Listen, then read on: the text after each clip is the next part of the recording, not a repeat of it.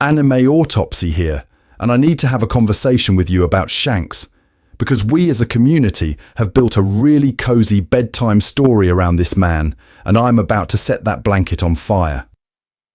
We have decided, collectively, that Shanks is the cool uncle who saved Luffy's life and kicked off the greatest adventure in shonen history. And listen to me. That version feels good. It is beautiful. It is also probably propaganda. Here's the thing. Every week I see the same edit float across my feed. That Fuchsia village scene, Luffy drowning, Lord of the Coast barreling in, Shanks exploding out of the water, arm gone, emotional OST cranked to 11, captions calling it the purest sacrifice in anime history. Then, 2 swipes later, those late series panels of Shanks casually strolling into Mary Geoise, sitting with the Gorosei, and the caption suddenly turns into, whoa, mysterious, but he's definitely still a good guy. We put those images in 2 separate mental folders so they never have to touch. This is the problem. The actual text of One Piece is screaming at us, and we're throwing noise-cancelling headphones on because we like our memes. The world government literally reclassified the Gomu Gomu no Mi as the Hito Hito no Mi. Model, Nika, erased its name and spent centuries making sure it never awakened. The Gorosei panic the second Nika is mentioned. CP agents are escorting that exact fruit when Shanks's crew just happens to steal it. Then, years later, that same man shows up at Marineford at the exact second the war hits maximum chaos and everyone listens. Yonko-level political access. Direct audience with the 5 most dangerous old men in the series. And we still go, yeah, but he smiled at a kid, so he's fine. This is not a sin. This is normal. We want to trust the red-haired guy who laughs at mountain bandits. I did too. I say this as someone who has spent an embarrassing percentage of my adult life rereading early chapters, SBS corners, and author comments, doing the pattern-seeking monkey who sees Jesus in toast routine with every panel that has Shanks in the background. And the more I dug, the more that simple Shanks saved Luffy story started to feel less like history and more like a very clean press release. Because when you line up the foreshadowing, a different category of story appears. A Yonko crew intercepts the most dangerous fruit on the planet. The world government loses its containment plan. A random East Blue kid eats destiny on a dare. And the man who bet on the new era just happens to be standing there, smiling, as one future gets erased and another gets installed. So we need to be honest about the emotional stakes here. This isn't about hating Shanks. This isn't about tearing down Luffy. It's about asking a question we have aggressively avoided. What if Shanks didn't just save a boy from a Sea King? What if he murdered someone else's future to give Luffy his?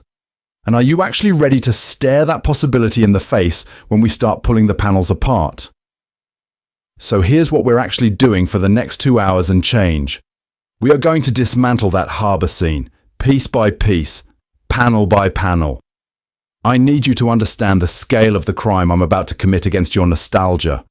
Because Shanks's involvement is not a neat 10-chapter arc. It's scattered across 25+ years of manga, SBS answers, data books, reverie cutaways, and final saga bombshells. If you try to do this in 10 minutes, you end up a pattern-seeking monkey who sees Jesus in toast. If you actually walk through all the receipts, the picture stops being vibes and starts being uncomfortable. So here's the thing. The core thesis of this entire video is very simple, and also very rude to your childhood. Shanks was not primarily saving Luffy in Fuchsia Village. He was primarily killing someone else's plan for the Nika fruit and the next Joy Boy. Luffy, in that moment, stops being a random kid he believes in and starts being a replacement piece he's willing to bleed for. That's the claim. Shanks didn't just protect a boy from a Sea King. He hijacked an endgame the world government, and at least one Yonko faction had been quietly running for centuries. The Gomu Gomu no Mi being secretly Hito Hito no Mi model. Nika is not a fun trivia fact. It is the smoking gun that says, Someone had a containment strategy. Someone lost control. Now, method. We need to be extremely boring and extremely legal about this. This is not headcanon. This is not, what if Shanks is evil because that would be cool fanfic? We are going to do a systematic pass through the manga's receipts. Early East Blue panels. Shanks's crew just happening to steal that exact fruit from a government ship. CP9 and CP0's obsession with preventing its awakening. The Goroseis panic. Shanks strolling into Mary Joy's to talk to them. Marineford, Wano, final saga. All of it. And we're not doing it freehand. We're doing it with a framework. First, I'm going to define 3 categories of author behavior: foreshadowing, retrofitting, and pre-writing. Then we walk Shanks's entire timeline and the world government's Nika containment strategy, and we classify each move. Was this a planned setup? A later reinterpretation? Or a fragment of an ending Oda had written before Chapter 1?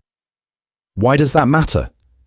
Because if we don't get strict about what counts as intentional setup versus later patchwork, we either overcredit Oda as a 4D chess god who planned every hair on Shanks's head, or we undercredit the specific brutal choice happening in that harbour. This is not a sin. Retrofitting is normal. Coincidence is normal. But mislabeling them as foreshadowing lets the community dodge the harder question. When Oda does commit to a plan, what exactly is he saying about this man and this boy?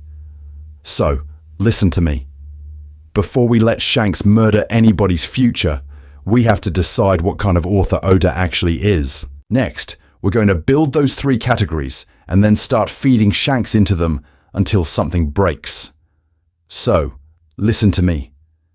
Before we accuse Oda of 4D chess murdering someone's Joy Boy succession plan in Chapter 1, we need to get our vocabulary straight. Because right now the community is taking 3 completely different writing moves, mashing them into one word and calling the whole mess foreshadowing. Here's the thing. Foreshadowing, in the classical sense, is boringly specific. Foreshadowing is when an author intentionally plants an element early with a particular payoff already decided. The key word there is intentionally, not this could be cool later, not maybe I'll use this. You put Chekhov's gun on the mantle in Act 1 because you already know who's pulling the trigger in Act 3, why they're doing it, and what it does to the story. The setup is a promise the author has consciously made to themselves. Now, contrast that with the second category, retrofitting. Retrofitting is when an author takes something they wrote earlier, something that didn't have a locked-in meaning at the time, and later assigns it new significance. You write a random lamp into the background because you needed to light the room. Years later, you're stuck on a plot problem, you glance back, and suddenly that lamp was secretly a Denden Mushi camera the whole time. This is not a sin. This is not bad writing. This is in fact how most long-running stories survive their own chaos. And I need you to hear this. In weekly manga, retrofitting is normal. This is fine. You have deadlines, editors, popularity polls, anime schedules, toy companies breathing down your neck. You do not have a perfect crystal ball. You have a barely functional Google Calendar and a stack of storyboards held together with prayer. So when fans scream foreshadowing at every recycled panel, half the time they're praising a very skillful retrofit. Which brings us to the third category, the one that actually explains Oda. Pre-writing. Imagine the author has a big box backstage filled with unlabeled props. Not just a gun or a lamp, but masks, hats, weird fruits, family names, symbols, half-remembered gods. Pre-writing is when the author decides the big moves, ending, core mysteries, major reveals, before publication, then seeds the story with flexible pieces that can later be crystallized into those moves. The box exists. The pieces are real. The exact configuration is still negotiable. Pattern interrupt. This means Oda isn't a wizard, he's a hoarder, a very organized hoarder. So instead of, I put the gun there because someday I'll need a gun, or oh cool, I can turn that lamp into a camera, pre-writing is, I know there will be a shooting, I know there will be surveillance, so I'm going to scatter guns, lamps and weird boxes everywhere. Then later I'll pick which one becomes the legendary Nika fruit. Names, straw hats, sun motifs, a rubber body. Those are props in the box waiting to be assigned. The clean theory is these three boxes: foreshadowing, retrofitting, pre-writing. The messy reality is that weekly serialization mixes them constantly. A single panel can start as pre-writing, get retrofitted, then retroactively read as foreshadowing by fans who screenshot it into oblivion. Which is why, before we say Oda planned Shanks hijacking Joy Boy from Chapter 1, we have to ask, is that gun, that lamp, or something from the box? Next, we're going to start dropping Shanks and the Nika fruit into each category and see which one actually survives contact with the evidence. So before we throw Shanks's arm on the conspiracy altar, we need to talk about something very unsexy. Logistics. Weekly manga is a meat grinder. You are doing 15 to 20 pages a week, every week, for decades. That's draft, pencils, inks, backgrounds, corrections, plus meetings with editors, plus volume revisions, plus, hey, Toei needs designs for Gear 5 yesterday. Now add hundreds of characters, multiple timelines, 5 factions, and an entire fandom screenshotting your every panel. I need you to picture Oda at his desk, not as a prophet with a 25-year flowchart of every Shanks eyebrow twitch, but as a human being who has to remember whether he drew Usopp's goggles up or down in Chapter 73, while also inventing Emu. That cognitive load alone is insane. Then stack on the fact that this is a job where if you miss a week, people write think pieces about your mortality. And that's before the external pressure cooker. Jump is not a monastery. It is a gladiator arena with reader surveys. If your rankings slip, your editor comes in with, maybe accelerate this arc energy. Popular characters get more screen time.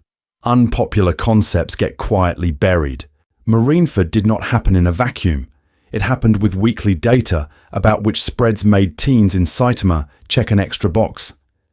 This can change pacing, focus, and sometimes the actual direction of a plot thread. So when the community says, Oda planned every Nika reference, every Gorosei line, every Shanks move from 1997 with zero adjustment, listen to me. You are turning a working author into an omniscient deity. You are basically saying he wrote an entire 1,000-chapter Bible in one sitting and then spent 25 years copying it over in ink while editors yelled about cover pages. That's not reverence. That's erasing how storytelling under fire actually works. Here's the thing. Because of those constraints, most long-running manga survive on a mix of flexible pre-writing and retrofitting, not on a single unbroken chain of pure foreshadowing. You pre-write the big stuff, ending, core mysteries, the fact that the Gomu Gomu is weird and important. Then, as you serialize, you improvise routes, you retrofit old panels, you reframe jokes as trauma, and suddenly Kinemon's dragon gag is 1-0 foreshadowing. This is not a sin. This is normal. Oda is exceptional, but he is exceptional at hiding the seams. He documents, he reuses, he builds new meaning on old drawings so cleanly that fans, and yes, pattern-seeking monkeys who see Jesus in toast, cannot tell where the original intent ends and the retrofit begins. That's the magic trick. And if we cling to he planned everything from day one, we miss the actually interesting question. The problem is not, did he always mean Shanks's harbour scene to be a Joy Boy hijack? The problem is, at what point did that reading lock in, and what evidence do we have on either side? Which means next, we need to walk through Shanks's timeline and start asking when the murder of someone else's plan entered the draft. So if we're going to accuse Shanks of murdering somebody else's future, we need to stop doing vibes-based lore. We need an actual bar. Because in this community, the word foreshadowing has turned into holy water. You just sprinkle on any two panels that rhyme, and suddenly it's Oda planned this 25 years ago. No. Listen to me. That's not how storytelling works, and it's definitely not how evidence works. Here's the thing. Foreshadowing, in the strict sense, is about intent. Not coincidence, not this aged well, not, wow, that lines up. Intent. The author has already decided on the later payoff at the time they write the setup. They know what the gun is, who fires it, and why. The scene isn't just compatible with a twist. It exists because that twist is already planned and sitting in their notes. Simple example so we're on the same page. Chapter 1. A character coughs into a handkerchief. We see a tiny dot of blood. The author, in their outline, already has a note. This character is terminally ill. Reveal diagnosis in chapter 50. That cough is foreshadowing. Same exact panel, same exact blood, but the author has not decided anything yet, and then around chapter 40 they go, oh hey, what if that cough was actually important? That is not foreshadowing. That's a retrofit wearing a trench coat and fake mustache. And this is not a sin. This is not bad writing. This is in fact how most long series survive. You draft, you discover, you go back and attach new meaning to old moments. This is fine. This is normal. The problem is when fans take every retrofit, every coincidence, every pattern-seeking monkey who sees Jesus in toast moment and shove it into the foreshadowing category, you erase the difference between an intentional seed and a happy accident. So here's the rule I need you to adopt going forward. This feels like it connects is not enough. Real foreshadowing is when the setup is there because the payoff was already planned, not just because the payoff can be explained using that setup later. Causation, not compatibility. If you can't argue that the author needed that early scene in order to execute the later reveal, you don't have foreshadowing, you have supporting fanfiction. Framed in basic storytelling terms, most competent authors do genuine foreshadowing on small scales, within an arc, across a couple volumes. The further you stretch that gap, the more you're dealing with a messy mix of pre-writing, improvisation, and retrofitting, not some 20-year crystal ball. That's why I spent time earlier carving out pre-writing as its own category. Oda deciding the endgame before chapter 1 is different from him nailing every micro detail in 1997, which is exactly the bar we're about to slam down on Shanks. When we talk about the Gomu Gomu fruit in chapter 1, Shanks is betting on the new era line, and the world government whispering about Nika centuries later. We're going to ask, which of these are intentional seeds from a known plan, which are retrofits, and which are just us doing conspiracy board cosplay? Next, we start walking through those scenes with that strict definition in hand and see what survives. So, before we throw Shanks on the conspiracy board with red string and start screaming 4D chess from chapter 1, we need to talk about the ugly word the community hates, retrofitting. Because not every satisfying connection is proof that Oda sat down in 1997 with a 3,000-page Joy Boy Bible and a deal with the devil. Here's the thing. Retrofitting is simple. An author looks back at some earlier fuzzy element in the story. A random fruit design, a throwaway bar conversation, a weird symbol on a flag, and later decides, actually, that's important now. The original panel didn't carry that precise intentional meaning. The new story decision reaches back in time and upgrades it. Example. Early haki. In Skypiea, mantra is basically people can sense stuff. It's soft, it's wobbly, it's just a cool combat flavor. Years later, Oda formalizes observation haki, and suddenly that old Skypiea material becomes a prototype. Was every detail of modern haki fully planned back then? Probably not. But he could retrofit the concept because the earlier scenes were loose enough to absorb a sharper definition. And listen to me, this is not a sin. This is not bad writing. This is in fact how most long-running manga survive. You cannot perfectly pre-plan thousands of pages while juggling editors, reader surveys, and your own changing brain chemistry. You discover new themes. You fall in love with side characters. You realize a gag, Kinnaman's Dragon Fear for example, can secretly be Wano trauma, so you retrofit. You decide, that thing I did on a whim? That's now a pillar of the story. This is normal. The quality test is whether the retrofit feels organic. Good retrofitting reads as, oh, of course the story was always drifting this way. Even if the author only locked in the specifics years later, it respects old scenes, it fills gaps, it sharpens themes. Bad retrofitting is the clumsy retcon that contradicts earlier chapters and forces you to pretend you didn't read what you read. Now, the problem. Fans love to call every satisfying connection genius foreshadowing. We are pattern-seeking monkeys who see Jesus in toast and Joy Boy in every sun doodle.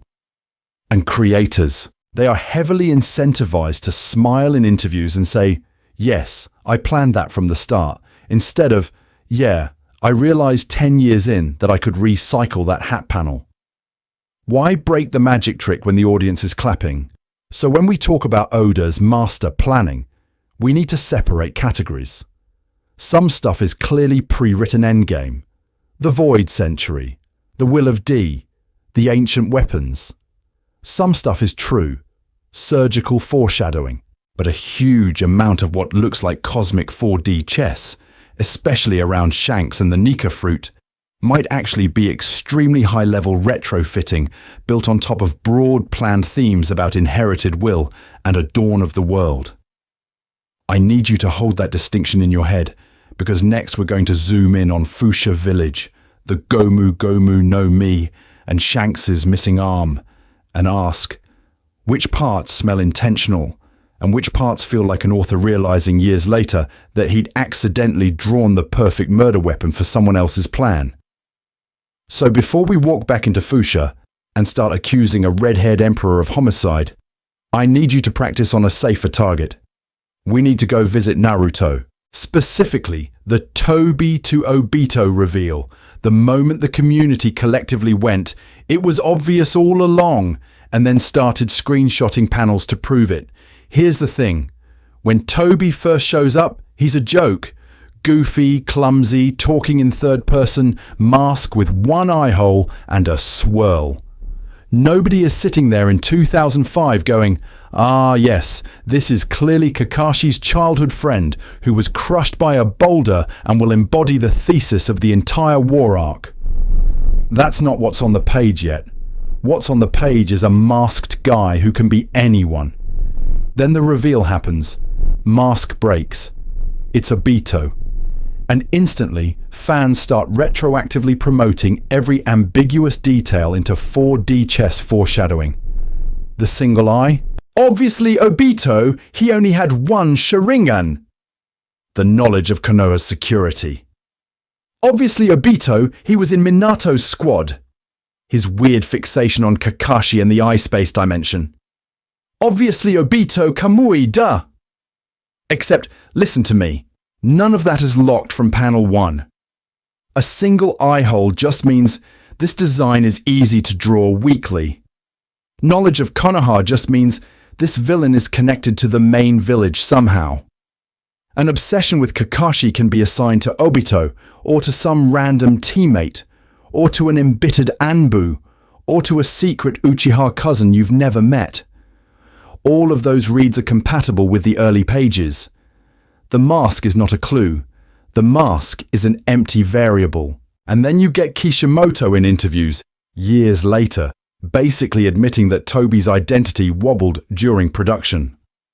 At various stages, he toyed with Toby being actually Madara, or a body double, or a new character carrying Madara's will. The anime staff has talked about getting late-breaking clarifications. The timeline screams what no fan theory thread wants to hear. This was not a Chapter 1 decision being majestically foreshadowed for a decade. This was an author keeping a box closed until he decided what to put in it. This is not a sin. This is not bad writing. This is normal. Retrofitting is a tool. You leave yourself a masked figure, a flexible silhouette, some vague lines about that day. And once the story needs a specific emotional payload, say Kakashi's survivor's guilt, you reach back and assign the mask to Obito. Suddenly, every old panel looks intentional. Our pattern-seeking monkey brain sees Jesus in the orange swirl. So I want to reclassify Toby/Obito for you. Not god-tier long-term foreshadowing, but a hybrid, some pre-writing. There will be a masked mastermind tied to Konoha, plus retrofitting. It's Obito, decided mid-serialization, then painted back over earlier ambiguity. The gun was always on the mantle, but the name on the holster tag got filled in later. Pattern interrupt. If we can accept that in Naruto, if we can praise it even, why does the community suddenly panic at the idea that Oda might be doing a more disciplined version with Nika and Shanks? Because now we're going back to Fuchsia, to a barrel, to a random devil fruit, and asking whose plan actually died that day. So here's where I need you to drop the Oda is a wizard narrative and pick up something way scarier. Oda as a guy with folders, with spreadsheets, with a junk drawer of names and symbols that he hoards for decades. I'm calling that junk drawer pre-writing. And listen to me, this is not a formal academic term. This is me desperately trying to label the way this author clearly operates so my brain stops melting. Pre-writing, in Oda's case, is not, I have a 25-year script locked in a vault.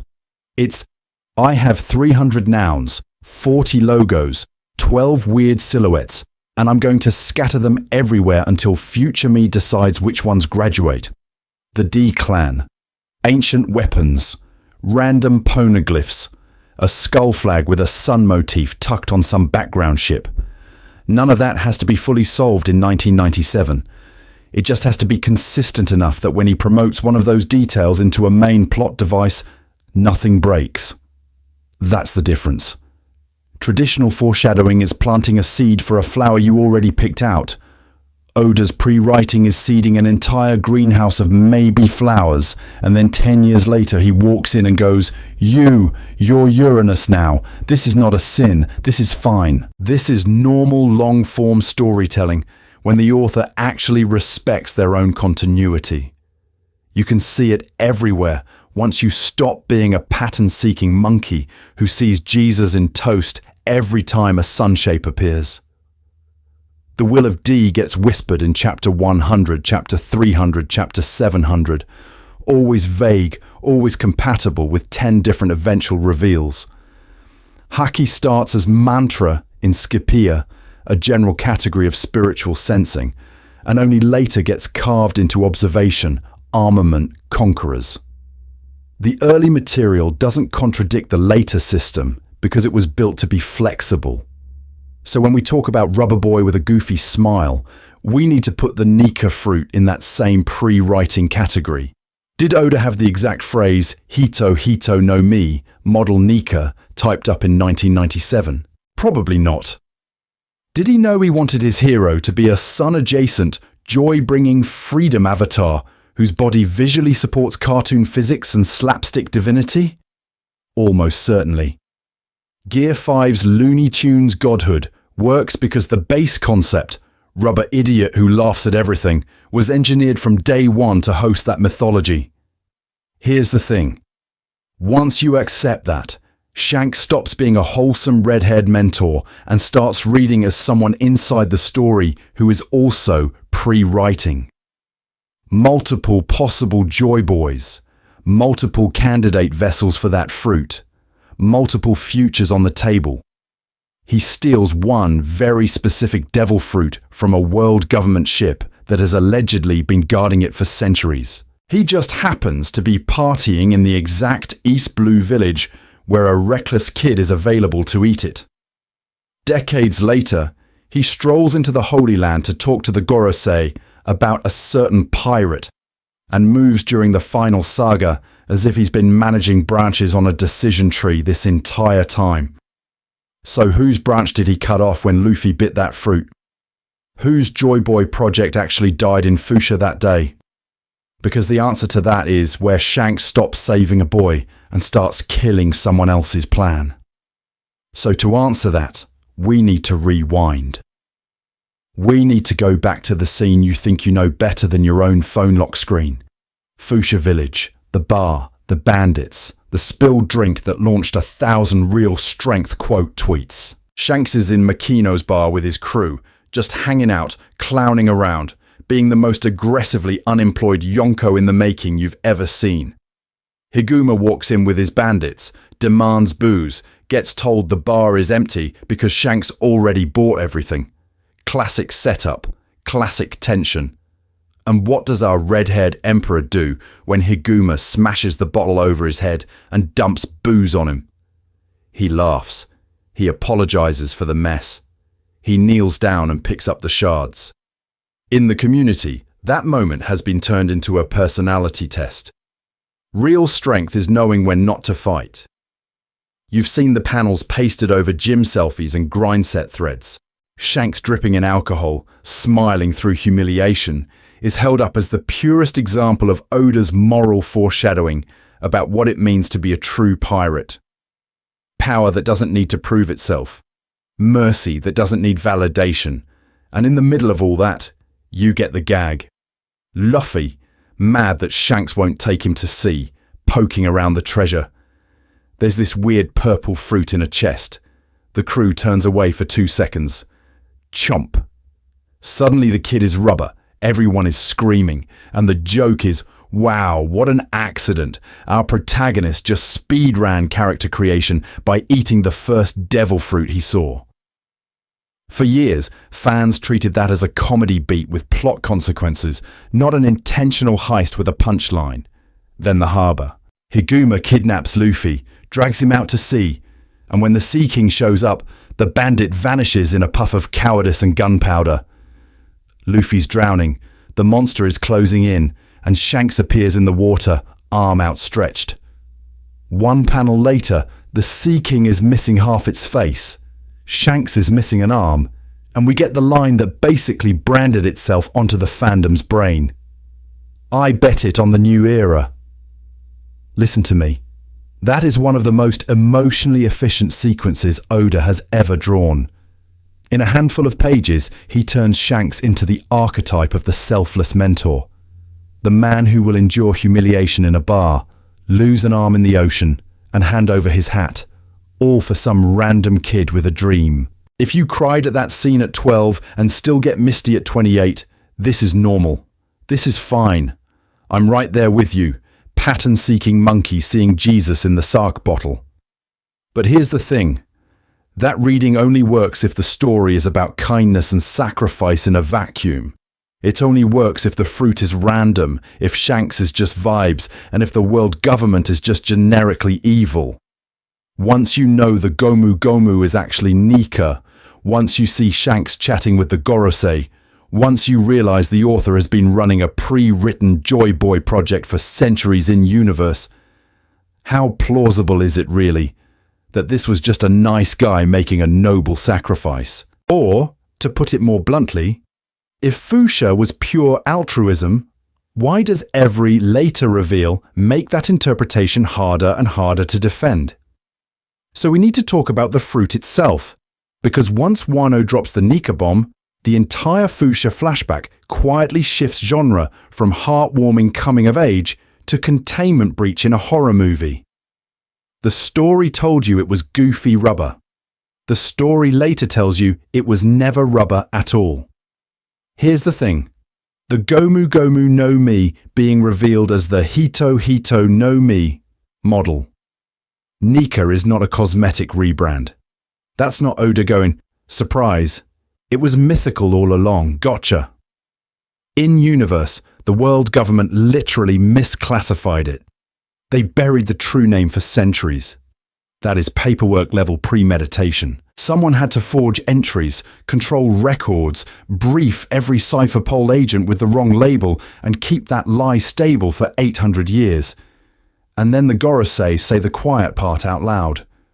They sit there in Mariajois talking about a devil fruit having a will of its own, evading them for centuries, as if this thing is a political refugee.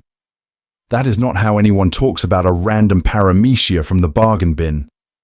That is how you talk about a top-tier strategic threat that keeps slipping through your net, a weapon you've been trying to keep dormant since before the current map of the world existed. Now put that next to what we see in Fuchsia. A supposedly random Yonko-adjacent crew from West Blue just happens to intercept the exact fruit the world government has been trying and failing to pin down for 800 years. They don't rush it to a buyer. They don't hand it to their captain. They lounge around in the weakest sea, drinking in a bar, tossing it in a crate where a child can grab it. I need you to hear how insane that sounds once you accept the later reveal. This isn't a snack. This is a nuclear football sitting on Makino's counter. If the fruit is Nika, and if the government has been running a multi-century suppression campaign, then Fuchsia stops reading as a cute origin story and starts reading as the moment the containment plan finally, catastrophically failed. The bandit throws Luffy in the sea beat. That's not just tragedy fuel. That's the exact second their last line of defense, at least no one has eaten it yet, disintegrates. And once you frame it that way, the category of questions you ask has to change. You stop asking, why did Shanks save Luffy? And you start asking, whose plan did he just kill? Because if the fruit had a planned destination, if the author is telling you this was all intentional, then Shanks stealing it isn't a quirky pirate heist. It's an assassination of somebody else's design for Joy Boy, which, listen to me, raises a much nastier possibility. What if Luffy was never the intended host at all?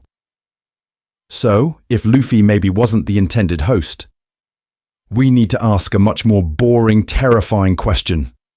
When did Oda actually decide any of this? Because the community loves to swing between he planned Nika in the womb and he made it up last Tuesday. Both of those are comforting. Both of those are probably wrong. Let's walk through the actual publication trail. Chapter 1. It's just the Gomu Gomu no Mi. A goofy rubber fruit in a treasure chest. No special classification, no ominous drumbeat. For hundreds of chapters, it's paramecia, rubber boy, cartoon physics. Then you hit the new world and the vocabulary shifts. Joy Boy in Fishman Island. Poneglyphs whispering about an ancient promise.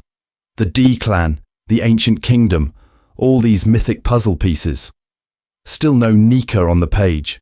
Then in Wano, the sun god Nika story drops in the slave quarters. The silhouette with the drum pose appears, and only after that, at the climax, do we get the explicit Hito Hito no Mi, model Nika reveal with the Gorosei spelling it out.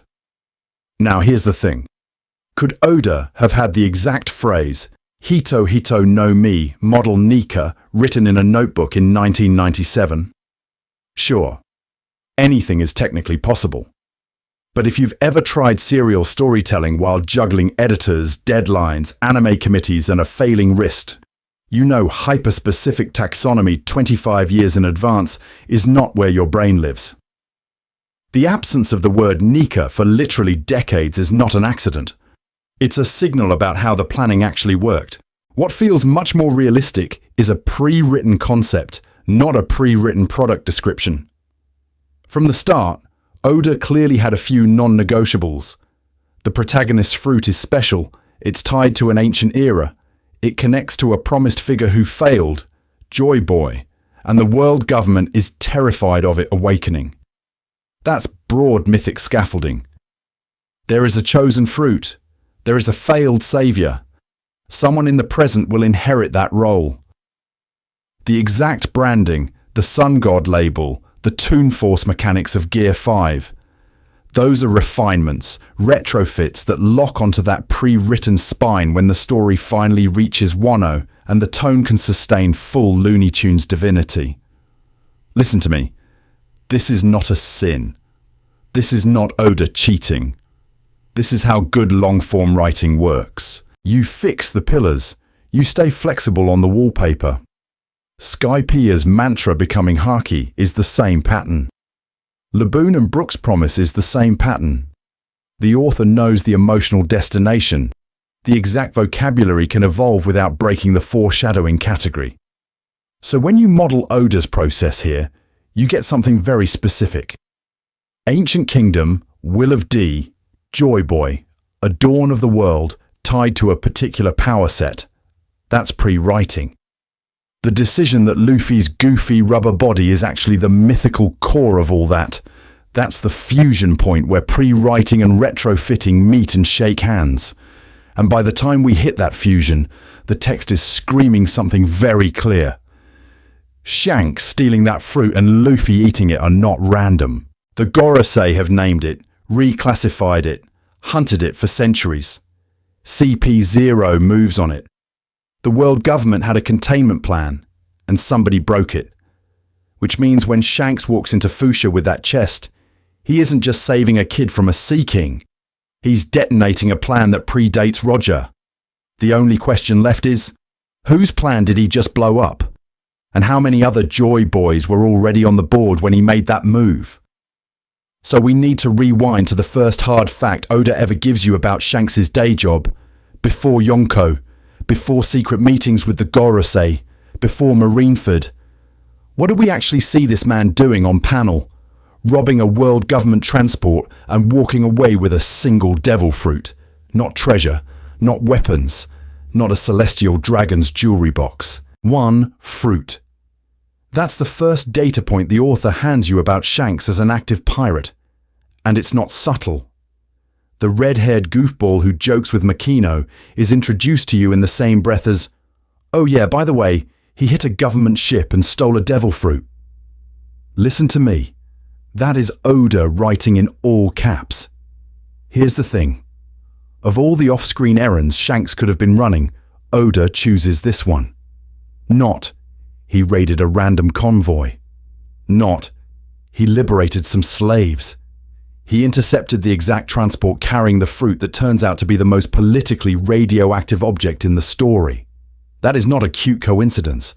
That is intentional category placement. You are supposed to file Shanks in the same drawer as Void Century cover-up, CP agencies, Imu's nightmares. And the logistics make it worse. You do not just bump into a secret devil fruit courier the world government has been guarding for centuries. You need intel. You need a mole in the Marines, or in Cypher Pole, or somewhere in Mariageois. You need to know the route, the timing, the escort strength, and, crucially, that this specific box is worth risking a clash with the regime that erases islands. That's premeditation.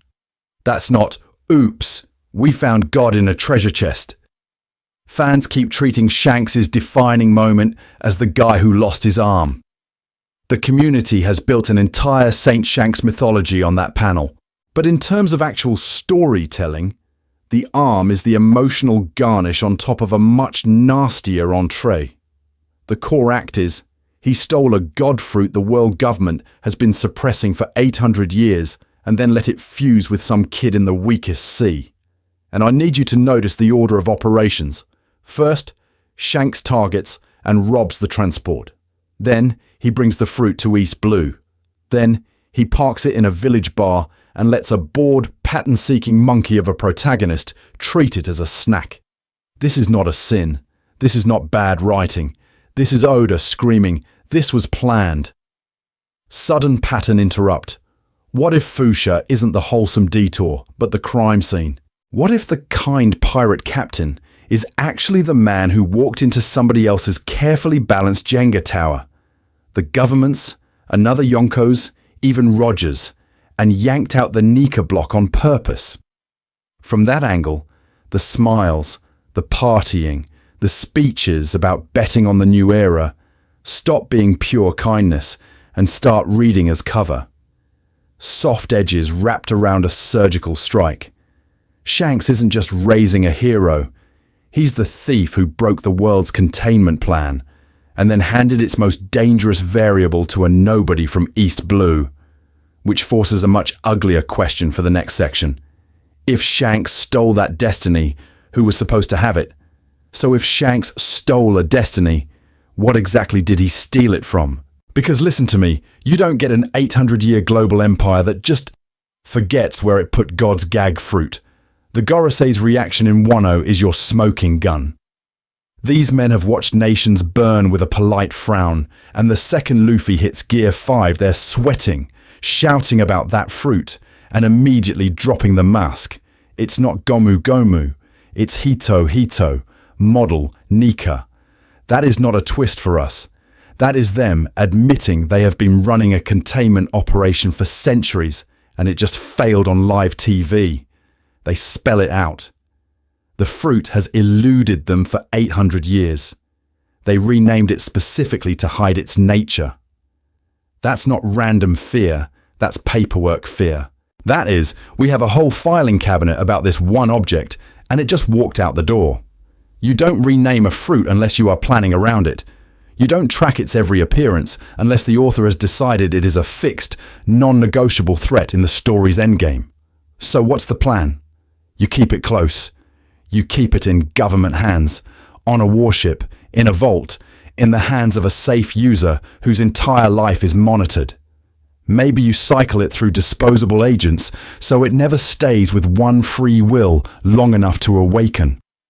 Above all, you never, ever let it sit in the gut of a pirate with a D in their name whose whole personality is, what if chaos had a straw hat? We need to be clear on the category here. This isn't, oh no, a strong Logia escaped.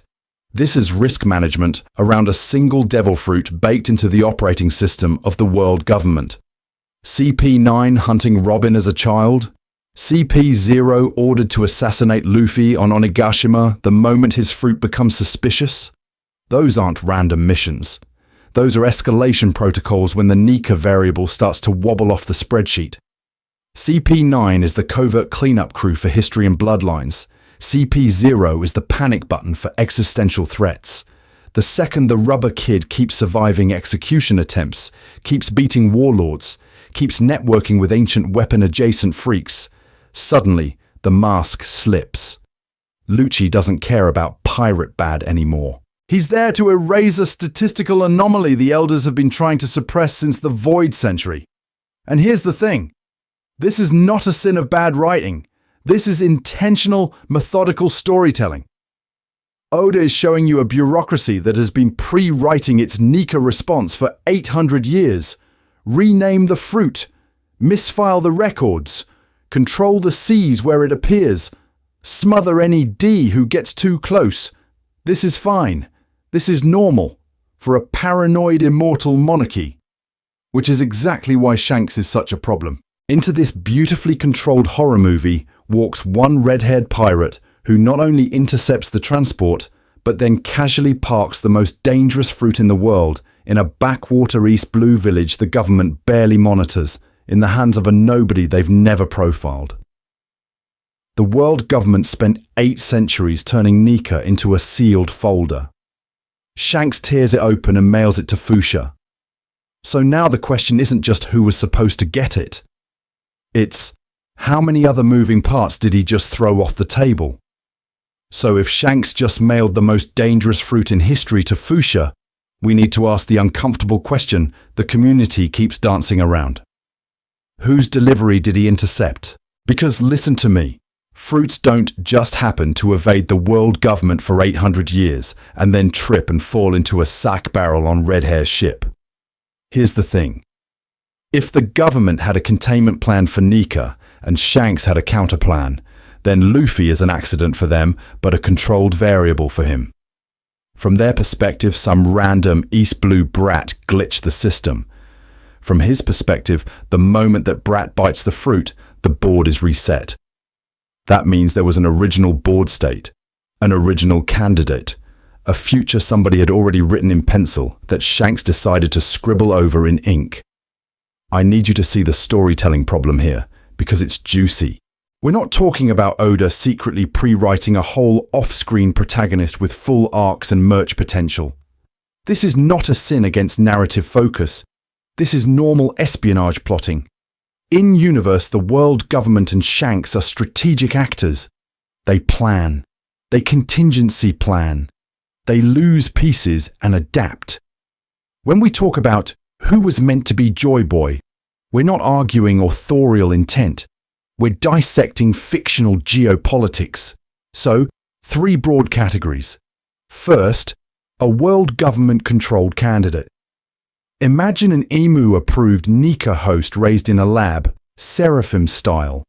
Collar on, destiny pre-leashed. You keep the fruit close. You let it circulate only within CP units or Holy Land auctions. You make sure whoever eats it is chipped, catalogued, and spiritually neutered. The foreshadowing here is all those too important to lose assets that the government is weirdly casual about, until Nika is mentioned, and suddenly 5 elders are sprinting to the roof. Second category, a pirate heir, the ace option. A child of Roger, carrying the will of D, who was literally groomed by Garp to be a marine, but pulled toward piracy anyway. Fans have been pattern-seeking monkeys about this for years, seeing Jesus in every panel where Ace and Shanks almost intersect. If Shanks knew Roger's kid existed, and knew the government was terrified of him, was the fruit originally meant to be dangled in front of Ace rather than Luffy? If so, Shanks doesn't just kill a government plan. He kills a potential continuation of Roger's own legacy. Third, another unknown East Blue child, a Fuchsia-adjacent pawn we never even met. This is the scariest category because it means someone's entire future was collateral damage. The fruit was supposed to pass through that sea for a reason. Shanks shows up, bets on the new era, and quietly erases a kid history never records. Each version reframes Fuchsia, sabotage of tyranny, betrayal of a friend's line, or the silent murder of a stranger's path. And the real twist is which of those Shanks can live with. Because next, we're going to walk through each candidate and see which one the text actually bends toward, and which future Shanks most intentionally killed. So let's start with the most uncomfortable candidate, Ace. Because if you were an old man in this world, sitting on a deck with a sack cup and a lifetime of scars, Ace is the one who screams obvious torchbearer. And Luffy is the weird little wildcard you don't quite know where to shelve. Ace is Roger's son, not metaphorically, not spiritually, biologically, legally, cosmically, the exact bloodline the world government has been terrified of for decades. He inherits Roger's will. He eats a logia that turns him into walking, talking fire, and he casually builds a cult of personality everywhere he goes. People follow him. Marines panic when they hear his name. The community inside the story reacts to that blood as a structural threat, not a fun trivia fact. That's important. Because foreshadowing in One Piece isn't just panels and silhouettes, it's how the world flinches. Ace's very existence forces the government to stage a public execution as spectacle. That's not a normal pirate problem. That's, this guy might be the axis of the next era energy. Now, connect that to Shanks through Whitebeard.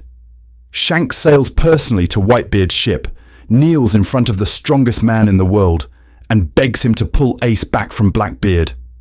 On the surface, that's concern for a reckless junior. But here's the thing. These are 2 survivors of Roger's age, talking in code about succession. They both know the era is ending. They both know someone has to carry the will forward.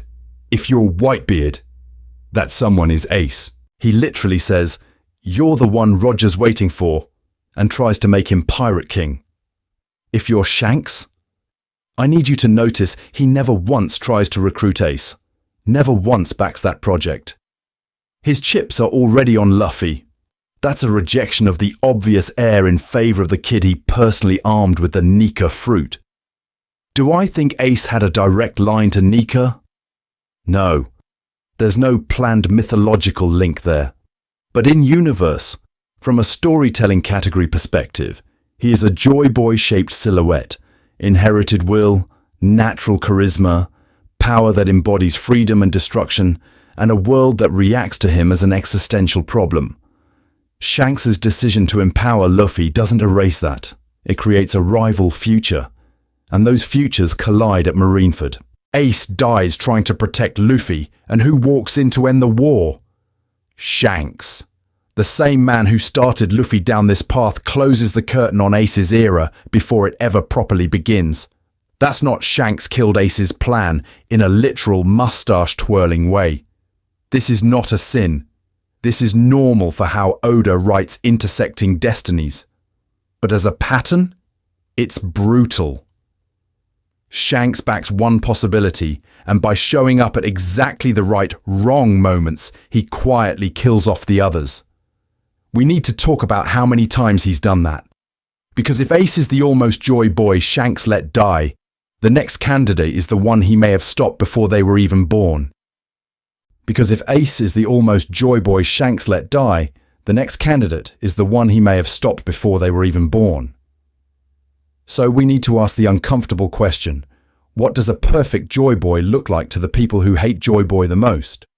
Because the world government does not operate on destroy the threat logic. They operate on own the nuke logic. Here's the thing. If you're Emu and you know this fruit keeps reincarnating, you have two options. You can play whack-a-mole with destiny every few decades, or you can try to domesticate it. Put the god of liberation in a gilded cage. Make Nika a mascot, a symbol of freedom that always, mysteriously, chooses to defend the status quo. And we've seen their category of solutions. Pacifistas. Kuma's body turned into IP. Seraphim. Warlord DNA repackaged as obedient child soldiers. Ancient weapons intel. Not erased, archived under mariage-joie. The pattern is painfully intentional. Dangerous assets aren't deleted, they're patented. So imagine their ideal Nika host. A celestial dragon scion raised from birth with a fruit gifted by the gods. Or a marine prodigy, sword adjacent, trained, surveilled, chip implanted, with a den mushi pointed at them 24/7. Someone whose liberation can be pointed outward at pirates and rebels, never upward at the empty throne. This is not a sin in their worldview. This is fine. This is normal. Now go back to that government ship Shanks hit. The one guarding a supposedly mid-tier paramecia. I need you to stop treating that as a random transport. What if that voyage is part of a cycle?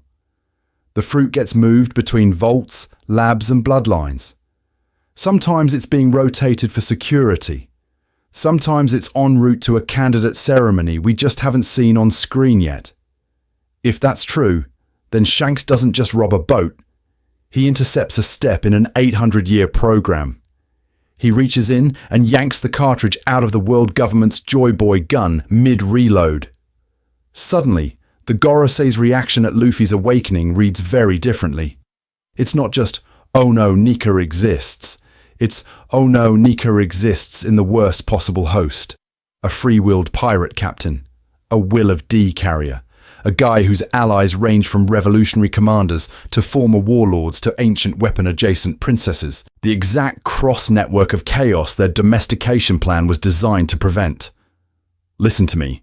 You can almost hear the subtext in their panic. We didn't lose the fruit. We lost custody. And who broke that custody chain? The red-haired saboteur who keeps showing up whenever the next era is about to be decided. Shanks is the one person we've seen who treats the world government's 800-year project as something you can just steal. One heist, one bet on a kid in a barrel, and the carefully collared Joy Boy becomes a wild card. If a god of liberation has to exist, Shanks decides it will not be on a leash. Which raises one last ugly question we need to sit with. If he killed the world government's Joy Boy in chains, what else has he been quietly killing behind the scenes? So if Shanks is out here murdering plans, we need to ask the one question the community almost never touches. Why East Blue? Why Fuchsia? Because a Yonko-adjacent monster does not just clock in for a gap year in the weakest sea to vibe with Makino and speedrun alcoholism. That's not a detour. That's a stakeout. Here's the thing. Fuchsia is presented to you as random. Quiet village, goofy kid, end of the world map. But the red hair pirates don't wander into Logue Town or Dawn Island in general. They nest there. Over a year. That's not how high-level pirates operate unless there is a very specific variable they're monitoring, which means we have to at least entertain the possibility that Luffy was not the initial target of Shanks's attention. I need you to sit with a darker category of explanation. What if Shanks was in East Blue to watch another child, another family, another bloodline entirely? Someone who fit a profile the Roger remnants had been chasing. Certain age, certain temperament, certain inherited will. A potential Nika host, a Joy Boy candidate, raised in the world government's blind spot. East Blue is perfect for that. It's narratively boring, strategically quiet, and historically important in ways Oda has only half cashed in. And then there's Luffy. Here's where it gets messy. Did Shanks know from day one that this rubber band gremlin was Garp's grandson and Dragon's son? Or was Luffy just the loud kid who kept crashing the bar until, suddenly, he wasn't just loud, he was the idiot who ate the very fruit Shanks was guarding? The difference matters. If Shanks walked into Fuchsia already briefed on the D lineage, then the "oh wow, you're Garp's grandson." Routine is performance, not surprise. If he didn't, then Luffy only becomes interesting after 2 data points: his refusal to back down and his consumption of the Nika fruit. Pattern interrupt. Imagine there was another kid on Dawn Island. Not special on the surface. Maybe tied to a different branch of the D clan, or to a bloodline the Roger pirates had flagged years ago.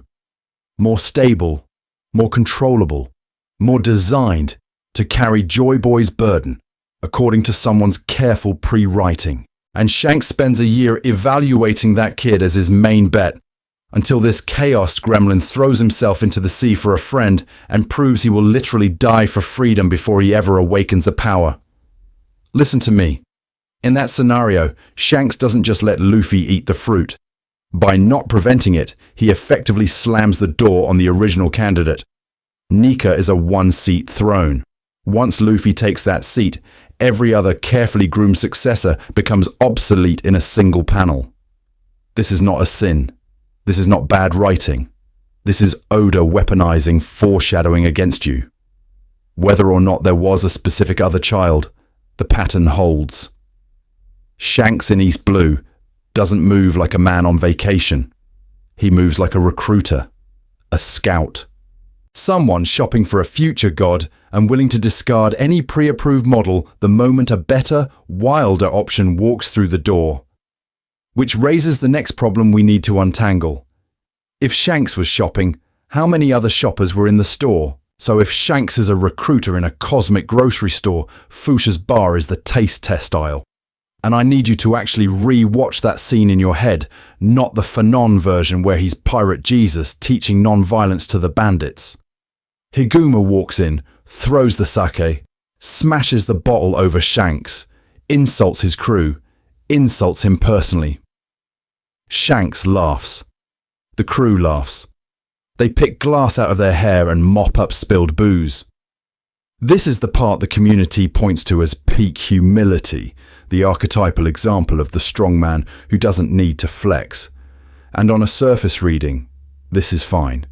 This is normal. It's a textbook turn the other cheek setup. Except here's the thing. That pacifism is insanely selective. Shanks is not a man opposed to violence. We have literal decades of storytelling of him clashing with Mihawk, staring down Kaido, walking into Marineford dripping Conqueror's haki so hard people pass out by proximity. The author has made it crystal clear. This is a killer on a leash, not a monk. So why is the leash so long when Higuma is shoving him, but snaps instantly the moment Higuma points a gun at Luffy's head? Watch the switch. 1 second Shanks is clown mode, food on his face, pratfalling in the bar. The next, he's in the bay, radiating death, and an entire mountain bandit crew just ceases to be a problem. He doesn't negotiate. He doesn't de-escalate. He erases. The threshold wasn't violence in my bar or threat to the village. The threshold was hand on the piece I've chosen. And notice who he doesn't seem worried about.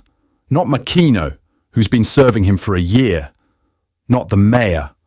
Not the random villagers who are objectively at more risk from a drunk Yonko crew than from a mid-tier bandit. His emotional focus narrows to one point on the board. Luffy. That's weird behavior for the friendly neighborhood pirate mascot. It is extremely normal behavior for a handler guarding a future host whose fruit he just accidentally on purpose delivered. Listen to me. If your covert mission is protect the Nika vessel, you do exactly what Shanks does. You let the town think you're harmless. You cultivate the image of the goofy foreigner who means well, so no one asks why a red-hair emperor is parked in East Blue for months. You shrug off humiliation because drawing your sword over spilled wine blows your cover. But the second your investment is in the crosshairs, you drop the act and remind everyone what category of monster you really are. This is not a morality play about turning the other cheek. It's a case study in conditional mercy. Shanks only cashes in his threat level when a very specific asset is at risk. The bar isn't a church, it's a bank, and he only pulls the gun when someone reaches for the vault. Which raises an uglier question we need to sit with. If Luffy is the asset, then whose vault did Shanks just rob? What if that arm on the Sea King's teeth isn't a love letter to Luffy, but a receipt, a down payment? Not on saving a kid, but on purchasing an entire future from someone else. We need to go back to that beach, the hat on Luffy's head, the blood in the water, the line the community has put on inspirational posters for 20 years. I bet it on the new era. Fans treat that as pure dad energy, the ultimate symbol of Shanks' selflessness.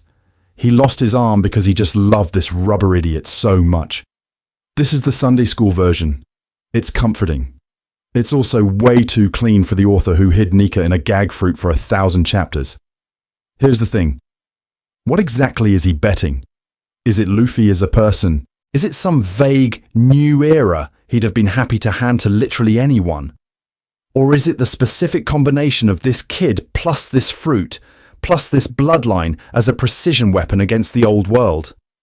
That sentence only makes thematic sense if Shanks already knows the categories on the board. Joy Boy, Nika, the world government's containment plan. You don't bet your dominant arm on a vibe. Now zoom in on the mechanics. Shanks is, bare minimum, Yonko tier, Conqueror's hacky monster. The guy who walks onto Whitebeard's ship and cracks the sky. And we're supposed to believe a random East Blue Sea King just tags him? No hacky, no dodge, no counter, just chomp, arm gone, oopsie.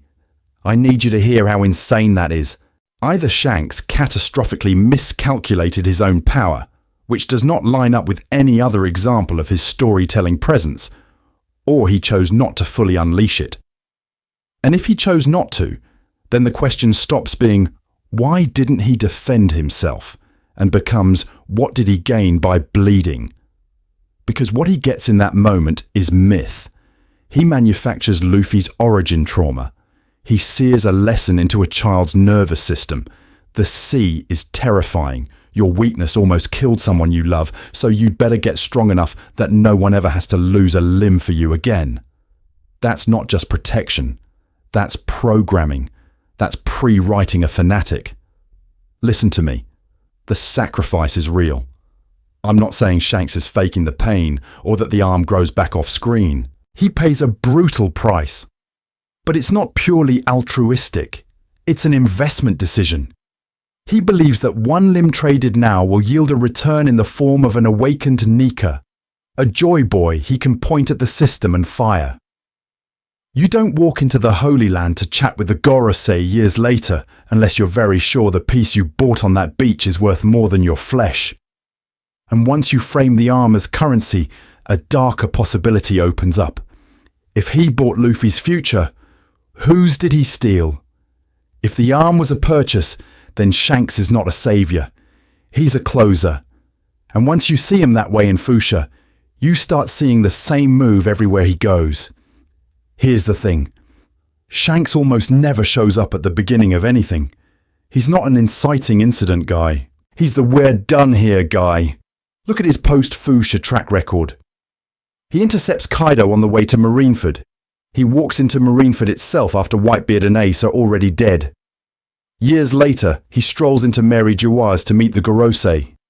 In the final saga, he materializes in Wano's aftermath, vaporizes Kid's ambitions in one hit, and declares he's finally going for the One Piece. Different arcs, same job description. Timing is the tell. He always appears at the tipping point, when the story is balanced between multiple futures, and then his presence collapses the waveform into a single outcome. I need you to notice how consistent that is. He doesn't prevent Marineford. He doesn't save Whitebeard. He lets the war escalate to its ugliest, most volatile form, waits until Blackbeard has stolen the Gura Gura and the Navy is in bloodlust mode, and then walks on stage to say, "This branch of history ends here." Marineford is the cleanest example. By the time he arrives, Ace is gone, Whitebeard is gone, and the battlefield is a buffet of potential timelines. Blackbeard could keep testing his new power, maybe grab more abilities, and turn Marineford into a live fire lab. Akainu could continue his purge, finish off Luffy, and decapitate the next era before it starts. The remaining pirates could snap and trigger a Yonko-scale free-for-all right there. Instead, Shanks draws a line. He blocks Blackbeard's escalation with a single conversation. He stares down Akainu and makes the fleet admiral of absolute justice back off. He personally guarantees Luffy's escape. In one entrance, he kills 3 or 4 possible futures and preserves one. The one where Luffy survives to matter. And that off-screen clash with Kaido. The community treats it as a cool trivia fact. Wow, they fought off panel. Crazy. No. That confrontation is a structural beam in the story's architecture. If Kaido reaches Marineford, you don't get a clean Whitebeard-era funeral and a neat 2-year time skip. You get a Yonko melee that rewrites the balance of power before Luffy is remotely ready. Shanks stopping Kaido is Shanks protecting a very specific pacing, a very specific growth curve for the generation he's invested in. This is not a sin. This is normal high-level planning from an author who knows where the endgame has to land. Then there's the Gorosei meeting and his final saga movements. He doesn't petition them before Enia's lobby, before Marineford, before Dressrosa. He waits until the board is crowded with awakened fruits, emperors falling, Sabo stirring the pot, and then he goes straight to the top to discuss a certain pirate. He waits until Wano has detonated the old Yonko structure and then erases Kid as a contender in a single chapter. Again, end this future. Preserve that one. Listen to me. This pattern is not random cameo energy. Shanks is the narrative hitman of possibilities. He walks in, surveys the branching paths and says, "No, not that one," which is exactly what he did in Fuchsia Village, just smaller and quieter. He didn't only save a boy, he shut down someone else's carefully planned Joy Boy. And if he's been pruning futures for 20 years, we need to ask a worse question. Whose future did he erase to make room for Luffy's? So when we jump to Marineford, I need you to remember that question. Whose future gets erased when Shanks walks on stage? Because Marineford is not just a war, it's a crime scene. And the body on the floor is 3 different next eras that all die the second that red-haired problem solver shows up. Here's the state of play right before that silhouette hits the horizon.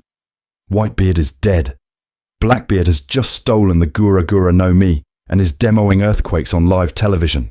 The Marines are in full bloodlust mode, cheering over corpses, and Akainu is halfway through his genocidal purification of the seas speedrun. In the middle of this, Luffy is a broken ragdoll, unconscious, bleeding out, literal dead weight in the most dangerous square kilometre on the planet. There are 3 futures on the table. First, Blackbeard rampaging unchecked as the new terror, stacking Whitebeard's power on top of his own and farming Marineford for clout. Second, Akainu turning the bay into a cleansing fire, using the chaos as justification to erase every pirate, recruit and bystander he can reach. Third, Luffy just dying. Not in a destined duel, not in a grand foreshadowing heavy sacrifice, just collateral damage, another body under falling rubble when the camera cuts away. And then Shanks arrives. One panel. New category of storytelling. The war doesn't end because everyone is tired. The war ends because one man says, "If you want to keep going, you fight us." Blackbeard, who was just monologuing about his era, immediately retreats. Sengoku, who has every institutional reason to keep pushing, agrees to end the war on Shanks's request. The entire battlefield freezes long enough for Law to get in, grab Luffy, and evacuate. That's not a cool entrance. That's an author dropping a guillotine on 3 branching timelines. Listen to me. Shanks is not just being a good guy here. He is actively murdering Blackbeard's immediate rise by forcing him to slink away, instead of crowning himself over Marineford's corpse. He is murdering Akainu's cleansing fantasy by imposing a ceasefire the Fleet Admiral himself accepts. And he is murdering any chance that Luffy's story ends in that bay, on that day, in a way that would completely break the planned saga around Nika, the Will of D, and the man with the straw hat the community has been obsessing over for years. We need to connect this straight back to Fuchsia. In Fuchsia, he prevents a literal death. A Sea King bites off his arm instead of Luffy's head. In Marineford, he prevents a narrative death, the premature cancellation of the Joy Boy project. Different scale, same category of intervention.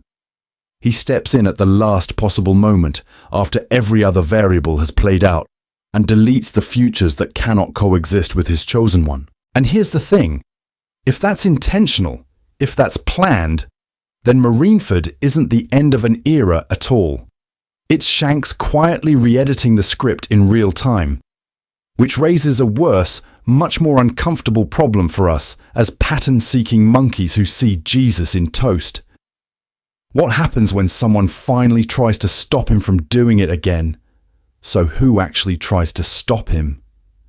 The first real contender is a drunk dragon with a death wish. During Marineford, we get that one throwaway line. Shanks intercepted Kaido on his way to Whitebeard, and the community just nodded and went, "Wow, cool off-screen Yonko clash, peak hype, moving on." No. Stop. I need you to sit down with that for a second, because if Shanks is this serial editor of reality, that detour is not flavor text. It's a surgical intervention. On paper, Kaido heading for Whitebeard is perfect end of an era material. 2 emperors collide, the old guard tears itself apart, the Marines sweep in, Blackbeard vultures whatever is left, and boom, chaos speedrun. If Shanks really bets on the new era, shouldn't he just let that play out? Let the dinosaurs kill each other and clear the board for the new kids? That's the romantic reading. That's the foreshadowing we wanted. The red-haired mentor cheering from the sidelines while history accelerates. Except, here's the thing. If your entire long game is built on one specific seed, Luffy, Nika, a very particular Joy Boy, then uncontrolled acceleration is the enemy. A Kaido Whitebeard war before Marineford even starts is not the new era. It's a demolition derby with your chosen piece still at level 30 in East Blue. This is not a sin. Wanting to protect your protagonist from a board wipe is normal, but it means Shanks isn't protecting the world. He's protecting his schedule. Run the scenario. Kaido reaches Whitebeard. At minimum, we get massive casualties across both crews, islands collateral damaged into the ocean, and the Marines forced into full panicked intervention. Worst case, one or both emperors die then and there. Suddenly there's a vacuum so huge that Blackbeard doesn't have to slowly climb. He just walks into the empty throne room. Or the world government seizes half the new world while everyone's bleeding out. Where is Luffy in that version? Nowhere near ready. Not physically, not ideologically, not mythologically. So Shanks steps in. Not as hero of the sea, but as curator of the timeline.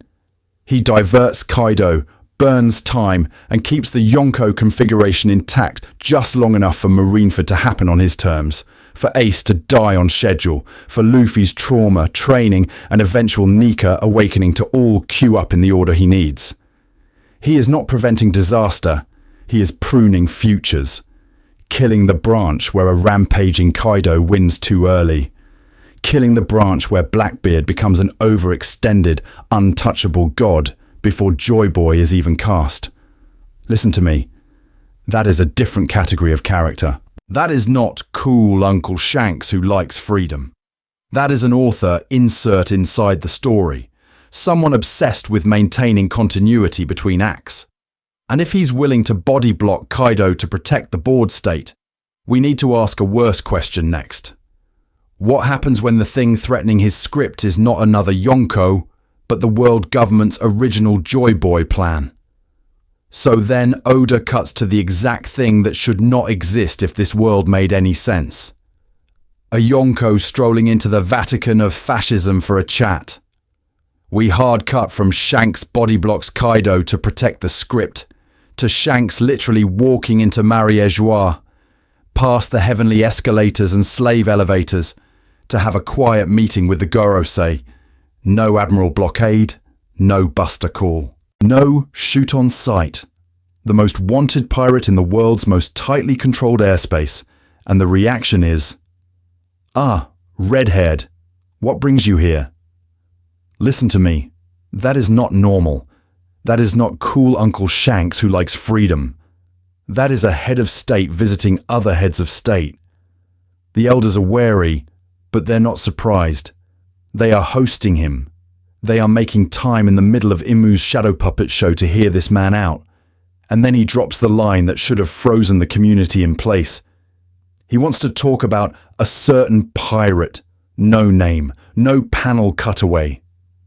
Oda just hangs that noun phrase over the entire fandom and walks away.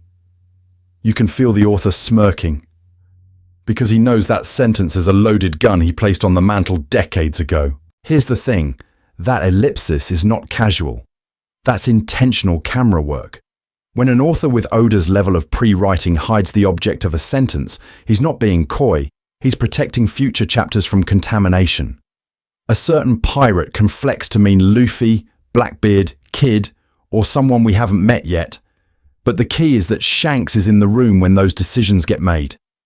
He is participating in how the government categorizes and handles its biggest narrative threats. We need to sit with how insane that is in universe. Yonko are introduced as the counterweight to the Marines. Equal forces in a Cold War. Whitebeard gets surveillance and admirals. Big Mum gets espionage. Kaido gets warlords and shadow deals. Shanks gets a visitor's pass to the Holy Land and a standing appointment with the Supreme Council. That's not a rivalry category. That's a partner category. And this only makes sense if the relationship is old. You don't go from, "We've been chasing your ship for 20 years," to "Please come discuss personnel issues" overnight. The simplest, ugliest explanation is that Shanks has been entangled with their long-term strategies ever since he stole their most dangerous fruit and forced them to rewrite the Joy Boy containment plan. They spent centuries keeping Nika dormant. He turned their sealed asset into a free agent. So no. Shanks is not a rogue good guy on the sidelines, occasionally showing up to clap at the new era. He's operating at the same altitude as the Gorosei, sometimes building the scaffolding for the next era, sometimes kicking it out from under them. This is not a sin. This is fine. This is normal when you realize the story has multiple competing authors inside it, and Shanks is one of them. Which raises the nastiest question yet. If he can walk into the Holy Land to negotiate over a certain pirate, whose future was he bargaining away when he let Luffy eat that fruit in Fuchsia Village? So we need to answer the ugliest multiple choice question in one piece. What political team is Shanks actually on? Because if he's walking into Mariajois to chat about a certain pirate, that's not just vibes. That's policy. That's foreign relations. That's the author waving a giant red flag in your face and daring you to keep calling this guy a chill uncle. Broadly, the community keeps defaulting to 3 categories. 1. Shanks is a secret world government ally, a double agent in pirate cosplay. 2. Shanks is a pure enemy of the government, a heroic Yonko whose heart beats freedom and found family. 3. Shanks is running his own third faction, a quiet superpower whose goals sometimes align with either side, but ultimately serve his own, very specific vision of the next era. Those are the buckets. The problem is that the evidence refuses to stay in any single bucket. So, Category 1. Shanks as hidden government ally. The foreshadowing people always point to is his cordial respect for Sengoku, his ability to stop the war at Marineford, his willingness to walk into the Holy Land and get an audience with the Gorosei. That is insane access. That is not normal Yonko behavior. If Kaido shows up, you call the Buster call. If Shanks shows up, you brew tea. On paper, that screams asset. Except here's the thing. If he's their guy, why is he the one who stole the Hito Hito no Mi model, Nika, from under their nose? Why does his crew just happen to intercept the one fruit the government has spent centuries keeping from awakening and then accidentally let some East Blue rubber kid eat it? If Shanks is secretly Team Imu, that is the worst OPSEC I've ever seen. That's not a double agent. That's HR scheduling their own layoff. Okay, flip it. Category 2, Shanks as pure enemy of the world government. This is the romantic reading fans love. He protects Luffy, he bets on the new era, he physically blocks a Kainu, he shows up at Marineford and says, "War's over," and everyone just stops. He steals their god fruit, nurtures the one kid who can awaken Nika, and constantly moves to prevent mass casualties. In terms of intentional storytelling, that's a clean antagonistic profile. But then why is he allowed to stroll into Mariajois? Why is he asking to avoid unnecessary conflict instead of screaming "down with the celestial dragons" from the Red Force's crow's nest? Listen to me. A pure revolutionary does not get a private Gorosei appointment to discuss a certain pirate on equal footing. That is diplomacy, not rebellion. Which drags us into Category 3, the one I need you to sit with. Shanks as a third faction. A man who understands that Imu's frozen, curated world is a nightmare, but also that Blackbeard-style chaos is a different flavour of hell. Someone who's decided the only survivable route is a controlled burn of the old order, and he's picked Luffy, Nika, Joy Boy, whatever label you want, as his scalpel. Not a bomb, a scalpel.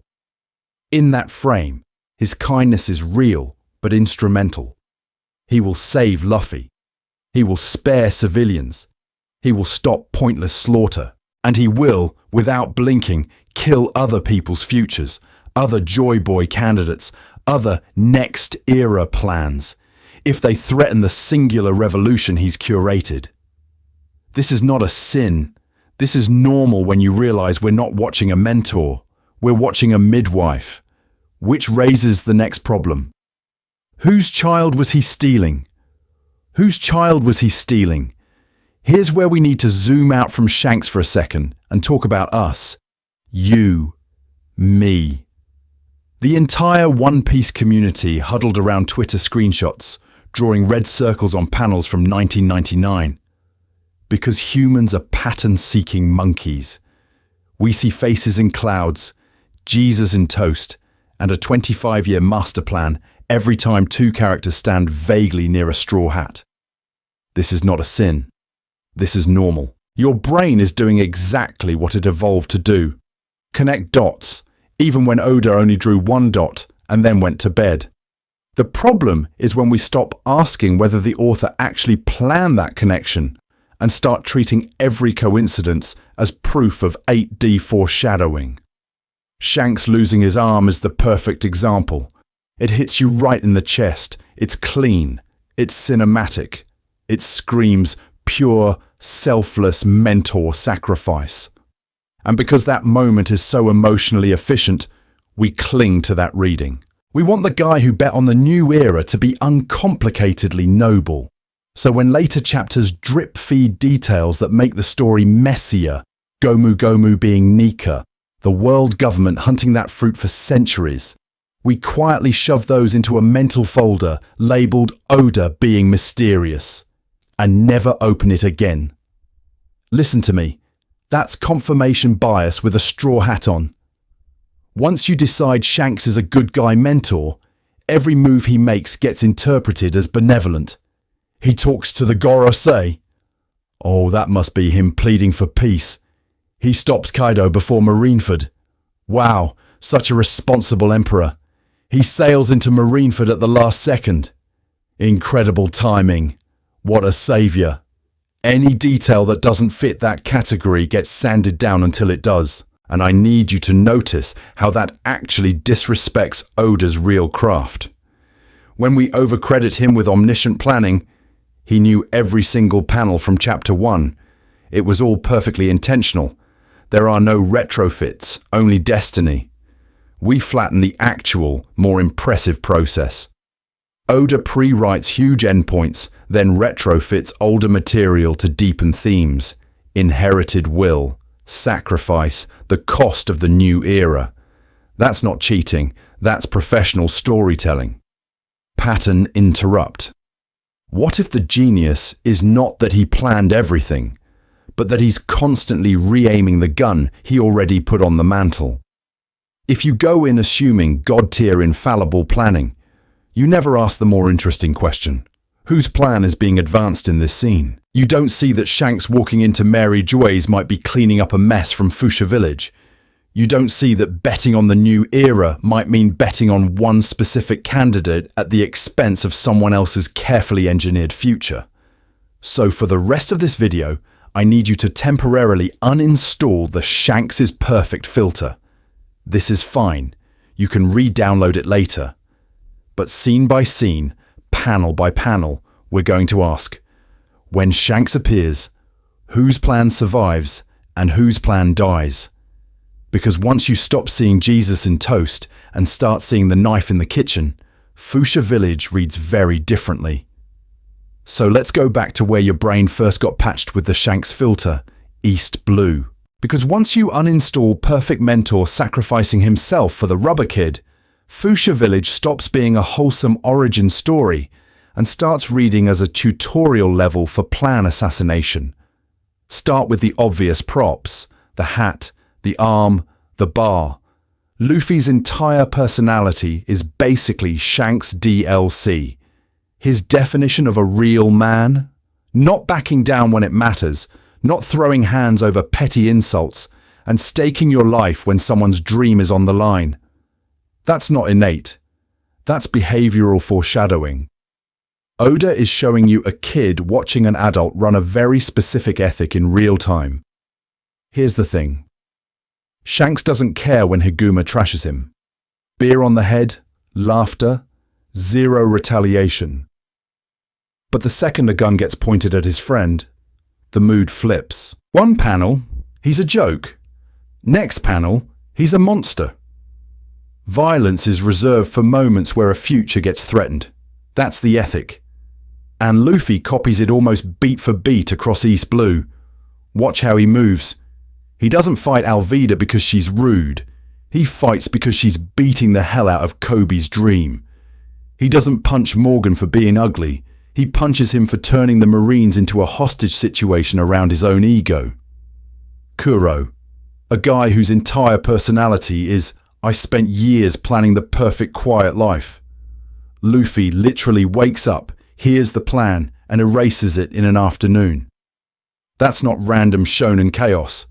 That's Shanks's selective pacifism turned outward. Ignore the clownery, destroy the future that cages people. Arlong is the most on-the-nose example. He's a small-scale tyrant running a racial supremacy project with maps, taxes, and a decades-long blueprint. Nami's entire life is collateral in his plan. What does Luffy do?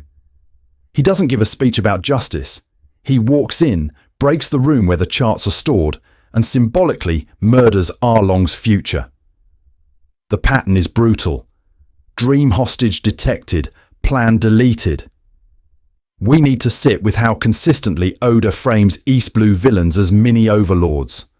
Morgan's statues, Kuro's retirement heist, Krieg's armada fantasy, Arlong's map-based empire. Every single one is a person who has spent years constructing a future where they sit on top. And every single time, the story trains you to cheer when Luffy casually detonates that work. This is not a sin. This is not bad writing. This is intentional audience conditioning. Because if in chapter 20 you're already fist-pumping when a tyrant's great plan goes up in smoke, the author has quietly taught you a reflex. Oppressive blueprint appears, main character erases it, you feel good, this is fine, this is normal.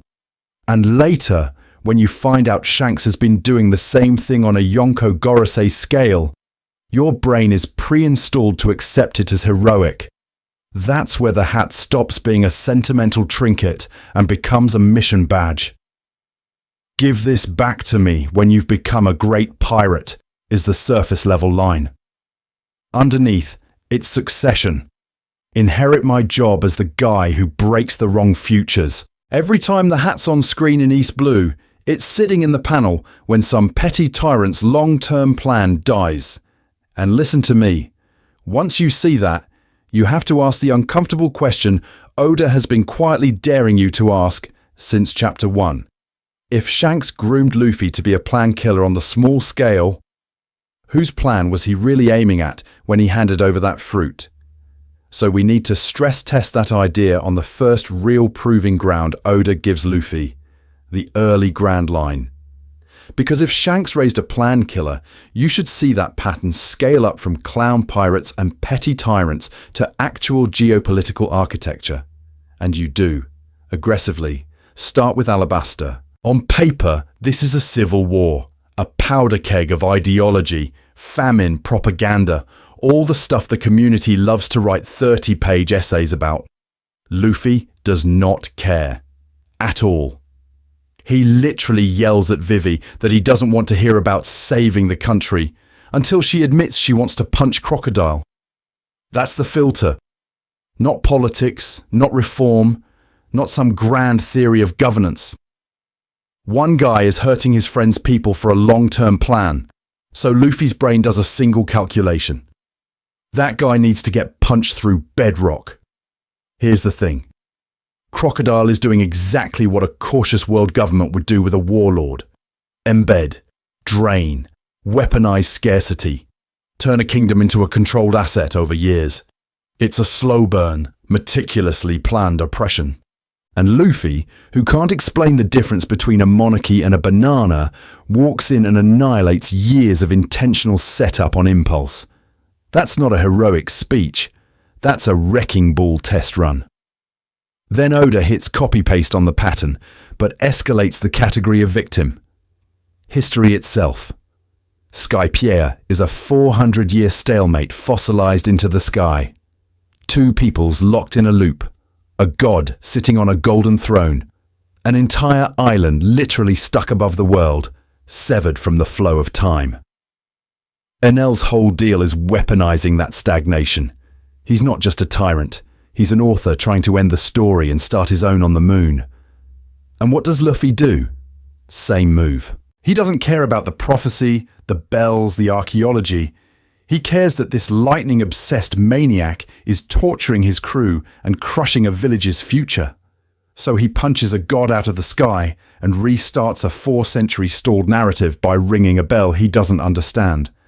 That's Oda showing you a pattern, not a coincidence. This is not a sin of overreading on our part. This is intentional storytelling. Enia's lobby is where it stops being cute. Declaring war on the world government to save one friend is, on the surface, the most small-brain, anti-ideological move possible. I need you to give Robin back is not a manifesto. But when Luffy orders Soja King to burn the flag, he tears a hole in the symbol of absolute justice. He accelerates global instability, shatters the illusion of invincibility, and broadcasts to every oppressed island that the Great Machine can in fact be punched. From Shanks's perspective, this is the dream Joy Boy candidate. Someone who doesn't sit down and write a thesis on tyranny, but whose instincts are so violently aligned against control that any oppressive system touching his people gets deleted on contact. No speeches, just structural damage. And listen to me. If you're the red-haired emperor who's been quietly murdering other people's futures since Fuchsia, this is the exact weapon you'd bet the world on. You kill the neat, controlled succession plans. You throw away the safe candidates. You hand the sun god fruit to the one kid guaranteed to break every script. Which raises the next problem we have to talk about. Whose carefully engineered Joy Boy project did Shanks have to hijack to make that happen? If Shanks murdered somebody's Joy Boy project in Fuchsia, Sabaody is where you finally see the body hit the floor. This is the first time the bet on the new era stops being a cool bar speech and starts getting people absolutely obliterated on screen. Run the tape. Luffy punches a celestial dragon, not slaps, not intimidates. He decks the world government's untouchable mascot in the face, in public, in the human auction house that exists to prove no one can do that. That's not just rebellion. That's a declaration of narrative war. And the author does not blink. Kizaru drops in. Pacifistas roll out. Sentomaru shows up. Suddenly, every "you're challenging the world" warning we've hand-waved as shonen hype cashes in with interest. And then Kuma presses the button. One by one, he erases the crew. Not kills, but in storytelling terms, this is a total party wipe. Luffy, the would-be liberator who swore he'd protect his friends and punch down any tyrant, ends the arc sobbing into the dirt, begging for strength he doesn't have. This is his first major failure as a savior figure, and it is absolutely intentional that it happens the moment he stops just sailing around oppression and physically assaults the system's avatar. Here's the thing. That failure is the same domino line that knocks Ace into Marineford. While Luffy is scattered, Ace is already in chains. Whitebeard moves. The Marines mobilize the entire institution. Suddenly, the old era and the new era aren't politely taking turns on the stage. They're colliding in a single planned execution event. The author is smashing Whitebeard's last great pirate myth and Luffy's future king, Promise, into the same battlefield, and asking you which one the story is actually about.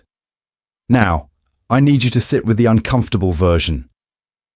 In a world where Shanks doesn't hand the Nika fruit to a random East Blue rubber idiot, does Ace's path accelerate this hard?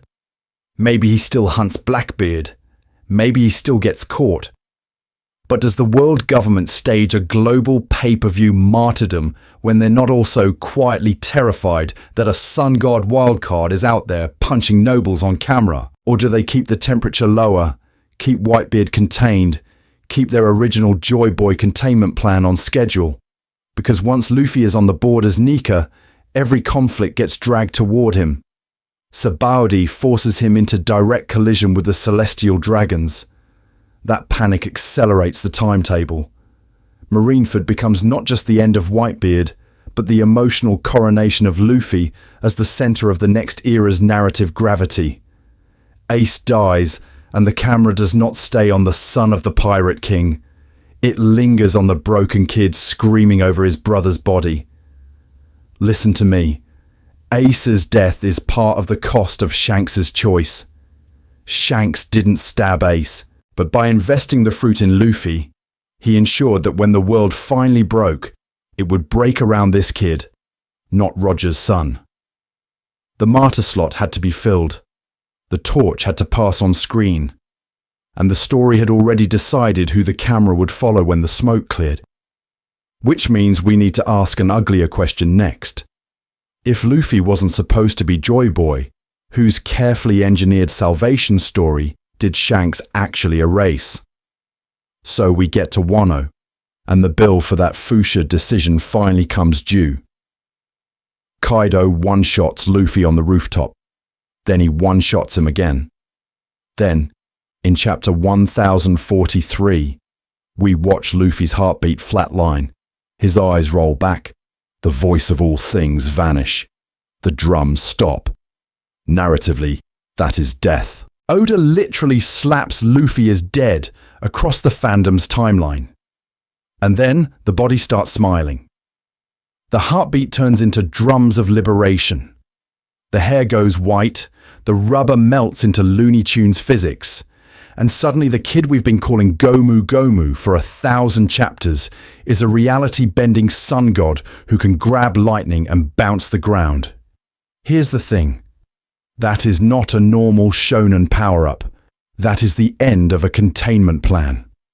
While Luffy is turning Onigashima into a Tom and Jerry short, the Gorosei are in a panic room exposition dump confessing the part of the story they were supposed to keep buried for eternity. The fruit was never Gomu Gomu. It's the Hito Hito no Mi, model, Nika, a Zoan, a mythical one, a god of liberation whose awakening turns its user into, quote, Nika himself. And they say the quiet part out loud. The fruit has been avoiding them for centuries. The world government has tried for 800 years to keep this thing from awakening. They renamed it. They hid it. They moved it under CP agents. They built an entire category of forbidden history around making sure Nika never walks the earth again. And in Wano, on screen, they lose. The fruit chooses a host, awakens, and laughs in their face. Now, I need you to mentally drag that scene back to Fuchsia, because the chain is stupidly clean. Shanks's crew just happens to intercept a world government transport carrying this one fruit they have failed to secure for centuries. It just happens to end up in a barrel in a bar in the weakest sea. A random kid just happens to eat it. That kid just happens to survive Marineford, Eni's Lobby, Impel Down, Katakuri, Kaido, all while Shanks keeps showing up at exactly the inflection points that would have killed him. That is not coincidence. That is pre-writing, both on Oda's desk and in universe. The author planned this. Shanks planned this. The payoff is Wano. The moment Luffy's heart starts playing the Liberation OST, the world government's centuries-long risk management strategy dies, and Shanks's bet from Fuchsia cashes out in God mode. And notice who is not there. Shanks. No silhouette on the horizon. No, I've been waiting for this, old friend. He is off screen, because he does not need to be on screen. His part of the operation ended the second a crying kid in a tiny village bit into destiny, and he put his arm in a sea king's mouth to make sure nobody took that away. The rest is just the timer running down. So when fans say Oda retrofitted Nika in later, I get it. This is not a sin. This is normal pattern-seeking monkey brain, seeing Jesus in toast. But the internal logic is brutally consistent. Wano is not just Oda retrofitting a cartoon power-up. It is the narrative moment where Shanks' in-universe decision to murder the government's containment plan and install his own Joy Boy candidate finally resolves. The Gorosei lose their gun. Shanks' gun fires, which leaves one very uncomfortable problem hanging in the air. If Shanks successfully hijacked the Nika project, then somewhere out there is the ghost of the original candidate, and we have not even started counting that body yet. And then Oda hard cuts from that invisible corpse to Elbaf, where Shanks is doing the exact same thing again, just without the metaphor this time. No mysterious candidate. No hidden project. A supernova walks into his territory with a dream, and Shanks personally drags that dream outside and shoots it behind the barn. You remember how that scene opens. Shanks isn't brooding on a throne. He's drinking, laughing with giants, surrounded by kids and old friends. The whole friendly uncle of the New Era cosplay turned up to 11. Then his allies tell him Kid is approaching, armed and desperate. And Shanks does not send a commander. He does not negotiate. He stands up, walks out, and one-shots the problem. Here's the thing. In Fuchsia Village, this is the man who let mountain bandits dump beer on his head. He laughed off insults. He modeled to Luffy that you don't have to answer every provocation with blood. Cut to Elbaf, and that same man casually ends the journey of a worst generation captain in a single swing, then walks back to finish his drink. That is not a continuity error. That is intentional characterization. Foreshadowing-wise, Elbaf is the author finally dropping the mask. All those earlier kind choices. The hat, the arm, the speeches about the new era. The community filed them under pure benevolence. Elbaf quietly recategorizes them. Shanks is not against the new era. Shanks is in quality control. He is pruning the bracket, so only his preferred seed makes it to finals. And I need you to sit with how terrifying that is if you're not Monkey D. Luffy. To Kid, Shanks is a benevolent tyrant of the future. A man who smiles, pays his tab, protects civilians when it suits his image, and then, with zero hesitation, deletes your entire pirate crew from the board because your existence introduces the wrong variable into his planned endgame. Pattern interrupt for your brain here. If Kaido had done this to Kid, we shrug. Emperor being an emperor, this is normal. When Shanks does it, fans twist themselves into pattern-seeking monkeys seeing Jesus in toast. Well, Kid attacked first, so actually Shanks is still pure. No.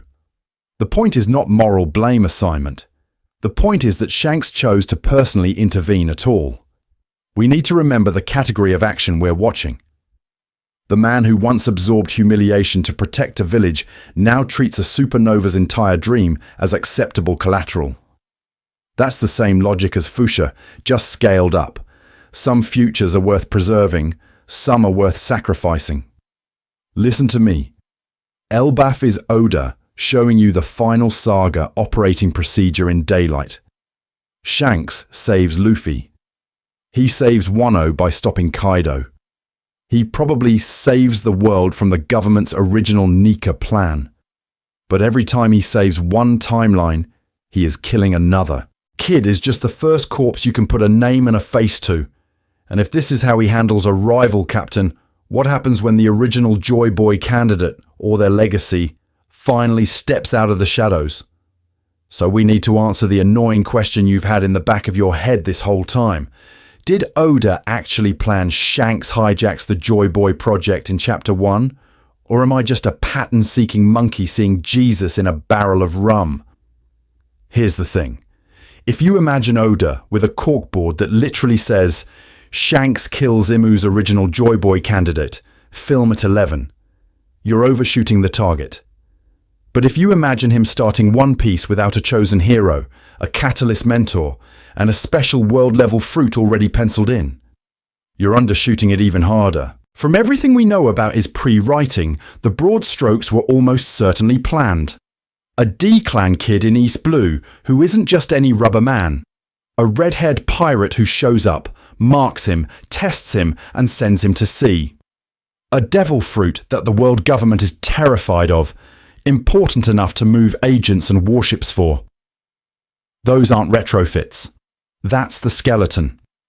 The Nika name, the exact sun god branding, the Gorosei lore dump about the fruit evading them for centuries. That's the paint job that went on later. Look at the genuine foreshadowing candidates. Shanks saying he's betting on the new era is not a cute slogan. It's the author underlining that this man is consciously choosing a successor. The stolen fruit being treated as a huge deal before we know what devil fruits even are. That's intentional framing. The early mystique around the will of D, the way Luffy's rubber body breaks rules from the start, the fact that his first big villain is a world government dog in a justice coat who zeroes in on him. Those are planned pressure points. The gun is already on the mantelpiece. Then Wano rolls around and Oda opens the retrofitting toolbox. The reveal that Gomu Gomu is actually Hito Hito, Nika. The Gorosei spelling out that the government has been running a containment strategy on this fruit for centuries. The specific mechanics of awakening turning Luffy into a cartoon god whose heartbeat sounds funny. That is high-quality retrofit. This is not a sin. This is normal. You take vague, pre-written pillars, special fruit, dangerous to the regime, joyful liberator figure, and you crystallize them into Nika branding when it's time to cash the check. And notice, none of that contradicts Chapter 1. It just deepens it. Shanks losing his arm, smiling in the sea, handing over the hat, all still work as pure character beats if you've never heard the word Nika. But once Wano hands you the new information, those same beats now read as a potential assassination of someone else's meticulously engineered Joy Boy plan. So no, Oda didn't have a spreadsheet cell labelled Shanks kills Imu's Joy Boy plan in Fuchsia.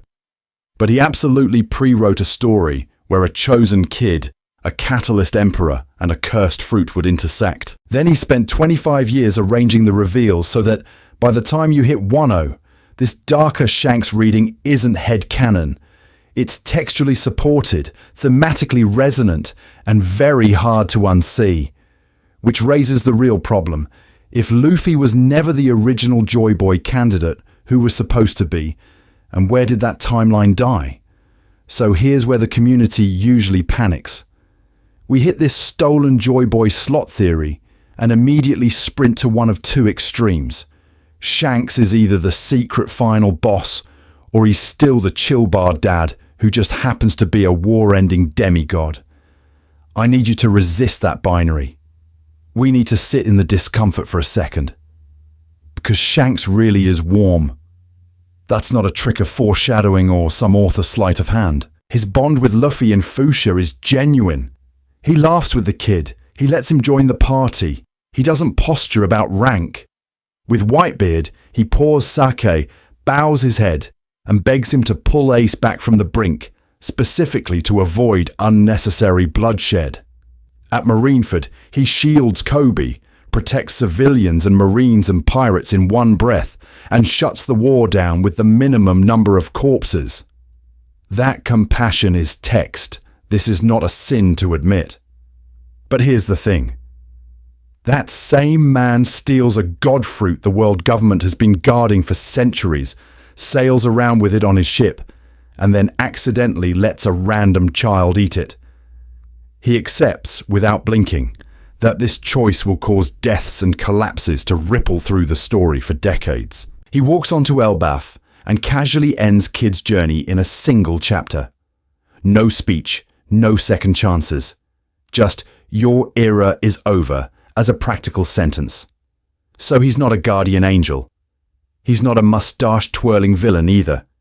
He's something scarier. A beautiful monster of the new era.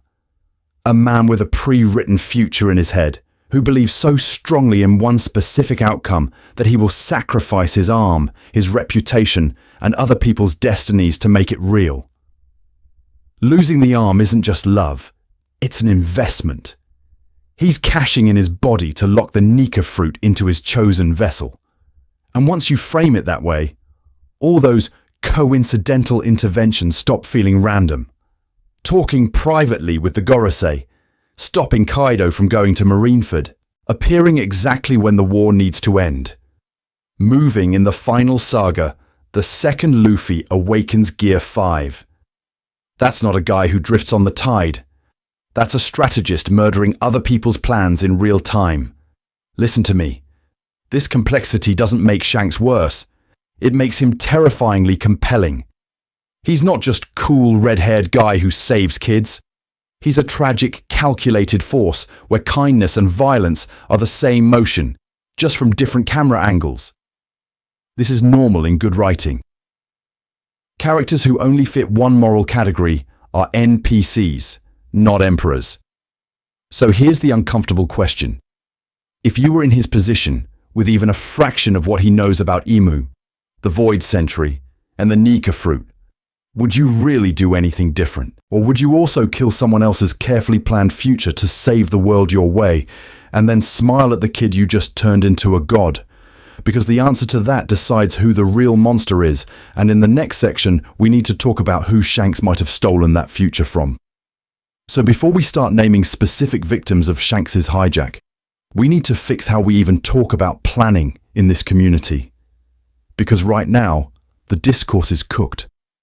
You've basically got two religions, and both of them are bad for your brain. On one side, you've got the worshippers. The Oda planned every panel from day one crowd.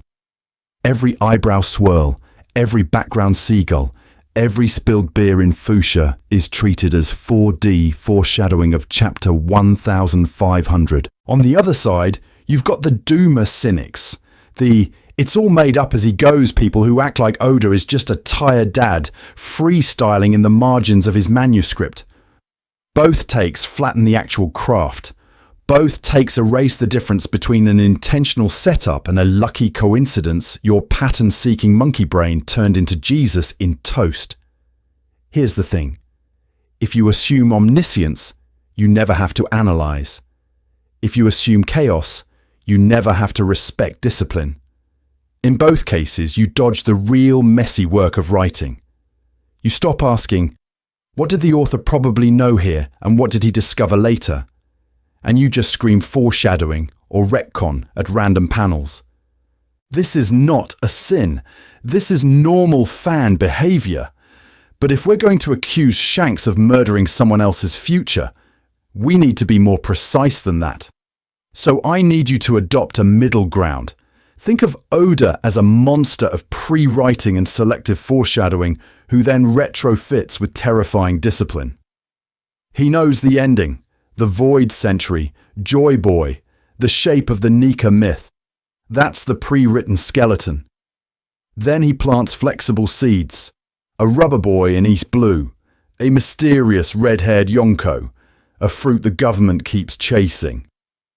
Those seeds aren't fully detailed blueprints. They're categories he can upgrade later. And when he does upgrade them, oh, that's actually the Hito no Mi model Nika. He goes back in his mental database and makes sure the old material can carry that new weight without snapping continuity. Which is where Shanks lives. Shanks is the poster child for steadily upgraded character. Early on, he's a chill mentor who loses an arm and bets on the new era. Then he's the guy who walks into Marineford and stops a war.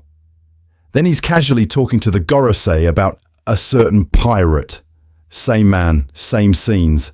But the thematic resolution on him keeps getting dialed up as the Joy Boy story sharpens. To keep yourself honest, use the 3-category framework. When you see a connection, ask, was this intentional from the start? A flexible seed, or a later elevation of an old detail? Laboon and Brook. That's intentional.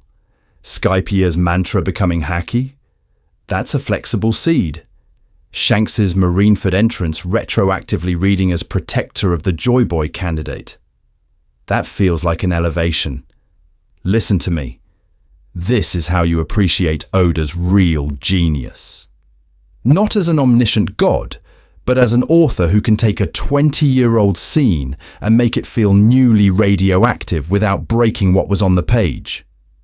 The gun on the mantle wasn't always labelled Nika, but when he slaps that label on, suddenly the composition, the lighting, the camera angle all still make sense. And when we apply that to Shanks and the Joy Boy project, we don't need Oda's 90s notebook to literally say Shanks kills Imu's plan.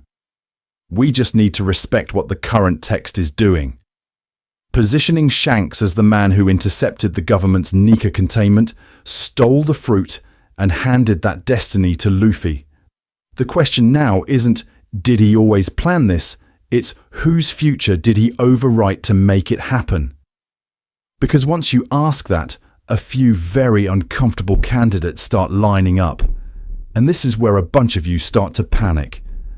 If Shanks stole someone else's future and handed it to Luffy, doesn't that make Luffy a pawn? I can feel the comments being typed in real time. So listen to me. Being moved onto a board is not the same thing as being controlled once you're there. Shanks can steal a Nika piece, smuggle it out of Imu's containment plan, and drop it in East Blue.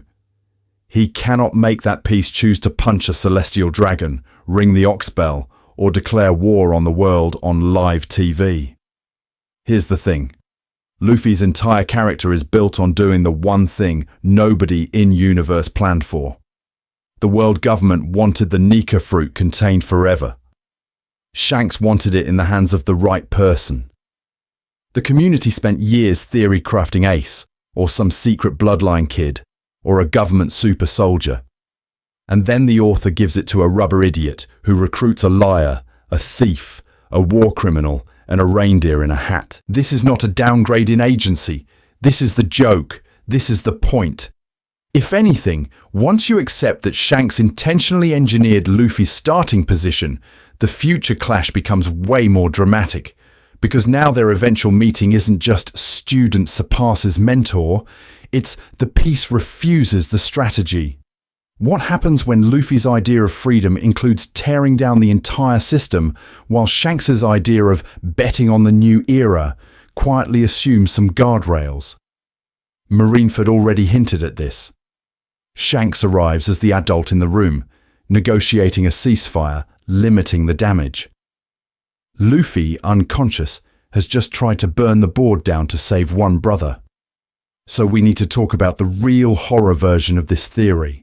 What if Shanks, the guy who kills other people's plans, tries to kill Luffy's too? Not by stabbing him, but by capping the revolution he helped ignite. You've gone far enough. This much freedom is too dangerous. The world can't handle what you're about to do. That's not a villain monologue. That's a concerned parent energy. And that's exactly why it would hurt. I need you to imagine the choice that sets up. Because Luffy's true Joy Boy moment might not be Gear 5's drum solo, or the panel where the sun finally rises over Marie Joie. It might be the second he's confronted with the destiny Shanks carved out for him. The stolen future. The role he was supposed to play. And he has to either accept it or reject it. Be the symbol, but don't go that far. Save the oppressed, but don't touch the throne. That's the kind of foreshadowing Oda has been quietly loading every time Shanks steps into moderate chaos. And this is not a sin against Luffy's story. This is an upgrade. He's not just the lucky rubber kid who stumbled into a god fruit by accident. He's the inheritor of a crime, the beneficiary of a hijacked plan, the person standing on top of someone else's erased possibility. What he does with that theft, whether he honors Shanks's limits or breaks them, that's the real test of his character. Which raises the next problem. Whose future did he actually steal, and what happens when that ghost shows up? So, if there's a ghost whose future got murdered in Fuchsia, the obvious question is, when do we see the body? Because for this reading to stick, Oda has to cash those receipts in panel. He has to show you the plan that Shanks killed, not just imply it in cool silhouettes and ominous fruit lore. Here's the thing. The biggest unresolved Shanks question is still that walk into Pangaea Castle. I've come to talk about a certain pirate. Who? Was he reporting a threat, negotiating a truce, or cleaning up his own mess? Until we know what he actually said to the Gorosei, we're guessing. Same with how much he knows about Imu and the Void Century. Is he a guy who heard a campfire story from Roger, or is he in the inner circle of people who understand what Nika actually is? Those are not cosmetic lore details. Those answers decide whether Fuchsia was a coincidence or a surgical strike. And then there's the really cursed version. What if Shanks knows about other Joy Boy candidates we haven't even met yet?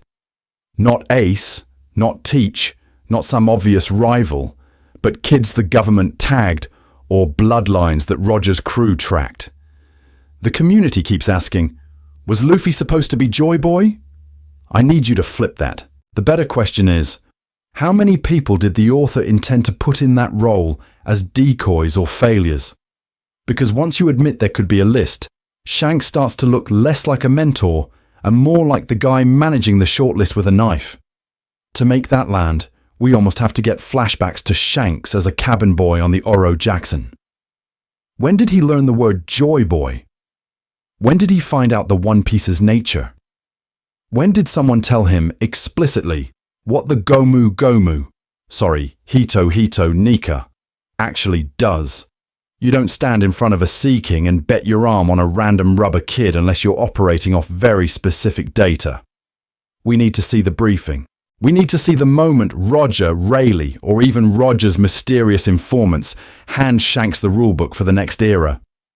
And all of that is ultimately pointed at one inevitable scene. Luffy and Shanks on the same deck, actually talking about it. The hat, the fruit. I bet it on the new era. That conversation is the emotional verdict on everything we've been accusing Shanks of in this video. Was he saving Luffy, using Luffy, or apologizing to Luffy for a theft Luffy didn't consent to? Listen to me. If Oda skips that conversation, that's Chekhov's gun left in the prop closet. The other payoff I'm waiting for is uglier. The human collateral. The ex-candidate whose village got wiped because Shanks redirected a government retrieval mission. The Marine who failed to secure the fruit and had their career, and maybe their family, destroyed. The rival pirate who was supposed to inherit a will until Shanks showed up at their island and kindly suggested they retire.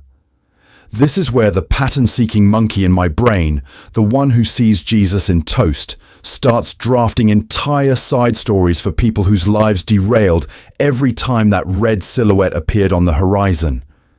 And this is not a sin. This is not saying Shanks is secretly the final villain. This is normal, high-level, long-form storytelling.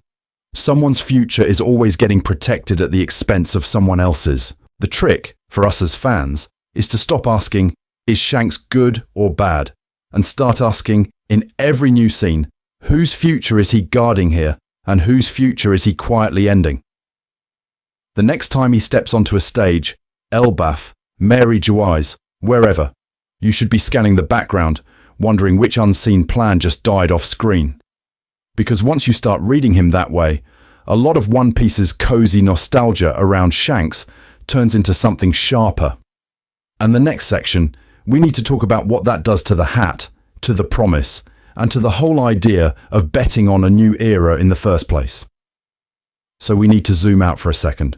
We've been in the weeds with Shanks' body-blocking destiny, but I need you to remember the toolbox we built, because without that, this all just sounds like a conspiracy board drawn by a pattern-seeking monkey who sees Jesus in toast.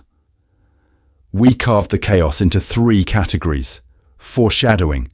The author intentionally plants information early because they already know the payoff. Retrofitting. The author goes back to something old and assigns it a new, more specific meaning. And pre-writing. The author decides the big answers before serialization and then drip feeds fragments in whatever order serves the story. Same panels, completely different jobs. Here's the thing. The Nika fruit hits all 3 at once. Early on, Gomu Gomu is presented as weirdly special. The useless rubber power that keeps getting framed as miraculous survivability. That's foreshadowing, because Oda is clearly writing toward a planned endpoint where this goofy elasticity becomes god tier. Then, decades later, we get the name Hito no Mi, model Nika. The world government's centuries-long suppression, the Gorosei sweating over awakening. That's retrofitting, taking an old gag power and pinning a new label and backstory on it. But the Joy Boy and Sun God scaffolding, that smells like pre-writing. The broad myth of a missing savior, the will of D, the drums of liberation, all seeded long before Gear 5. so Oda can slide the Nika reveal into that pre-built slot. The fruit is a puzzle piece. The myth is the cardboard picture on the box. Now drop Shanks into that framework. He steals the Gomu Gomu from a government convoy that has no business losing it.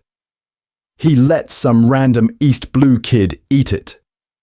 He loses an arm in a scene that just happens to hard-lock that kid as the emotional center of the fruit's destiny. He stops Kaido from reaching Marineford. He ends the war on his terms. He walks into the Holy Land to chat with the Gorosei, and he casually erases Kid as a future contender. Individually, cool red-haired mentor moments. Collectively, that is a man systematically kneecapping other people's plans for the next era. Every time a different candidate or faction might grab the spotlight, Shanks appears and quietly slams the door. So the central thesis is simple enough to fit on a bumper sticker. Shanks's defining act wasn't saving Luffy. It was murdering someone else's carefully constructed plan for Joy Boy and installing Luffy in its place. And listen to me, you do not have to believe Oda had a 25-year Excel sheet with Shanks versus Kid delete this man color-coded in 1997. This is not a sin. This is normal. Long-form storytelling breathes. Details get retrofitted. Pre-written scaffolding gets reused. Genuinely intentional foreshadowing sits next to happy accidents and editorial curveballs. This is fine. All you have to do is take the current text seriously and use the categories correctly. When you do, Shanks stops being a cozy mascot for betting on the new era and turns into the red-haired saboteur of somebody else's prophecy. Which raises a much uglier question. If Shanks hijacked the role, what does that do to the hat, to the promise, and to whoever that plan was originally meant for? So here's where a bunch of you start to emotionally check out. Because the simple version of Fuchsia Village is clean. Shanks is good. Luffy is small. Bad sea monster. Noble sacrifice. Cool hat. Roll credits.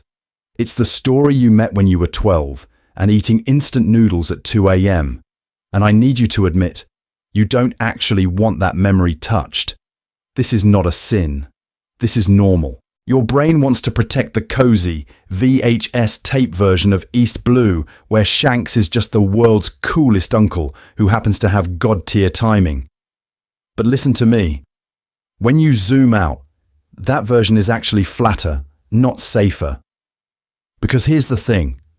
One Piece has never been a series where a nice guy saves a kid is the whole story. The author has been screaming about inherited will, sacrifice, and the cost of changing the world since before Arlong Park, and we all just nodded along while focusing on the punchlines. When you accept Shanks as both savior and saboteur, the foreshadowing suddenly lines up with the themes. That arm in the water stops being a random act of kindness and becomes a down payment on murdering someone else's plan. The hat is no longer just a promise. It's stolen property in symbolic form. You don't lose the emotional hit of he saved Luffy. You add the horror that he might have killed an entire future no one else even remembers. And that collision? That's the real One Piece. Every arc is someone's cherished plan getting set on fire so a different future can exist. Arlong's utopia, Crocodile's kingdom, Enel's moon dream, Waypole's monarchy, Spandam's promotion fantasy. Luffy walks in and casually ruins years of careful, intentional planning. The community cheers because those plans are oppressive, but structurally, it's the same move every time. One dream dies, so another can breathe. Shanks is just that pattern at global scale. He's the smiling face of the brutal truth the story's been telling you. Progress is not free. Marineford. He ends the war by killing multiple agendas at once. Talking to the Gorosei? That's not a cameo. That's the guy who already broke their Nika containment strategy walking back into HR. Even stopping Kaido is him pruning the timeline so a specific version of the new era survives. I need you to sit with how much richer that makes his scenes. Rewatch early episodes with this in mind. The bar joke with Higuma turns from goofy flex into a man calmly protecting a black swan variable he's just introduced into the system. The party on the ship becomes a wake for whatever child, or candidate, or carefully engineered Joy Boy successor just got erased by one pirate's decision. Pattern interrupt. What if the tear you felt when he put the hat on Luffy's head was never pure? What if it was always mixed with a guilt the story only lets you see in hindsight? We need to stop pretending he's a mascot and start reading him as what Oda actually wrote. The walking embodiment of your dream might have to die for the world to move. And if that's true, then the next question is obvious. Whose dream did he kill? So how do you take that "whose dream did he kill" question and actually survive talking about it on the internet? Because I need you to understand, you are not just debating a red-haired pirate. You are stepping on 20 years of comfort blanket. Here's the thing. If you go in with Shanks is a secret villain cope, you've already lost. Start with receipts, not vibes. Pull Fuchsia. Pull the Gorosei meeting. Pull Marineford. Here's Shanks letting a kid eat the one fruit the world government has spent centuries suppressing. Here's the Gorosei calling that fruit a myth. Here's Shanks casually walking into their office. You're not saying trust my feelings. You're saying look at the panels. Frame it as categories, not accusations. You have the language now.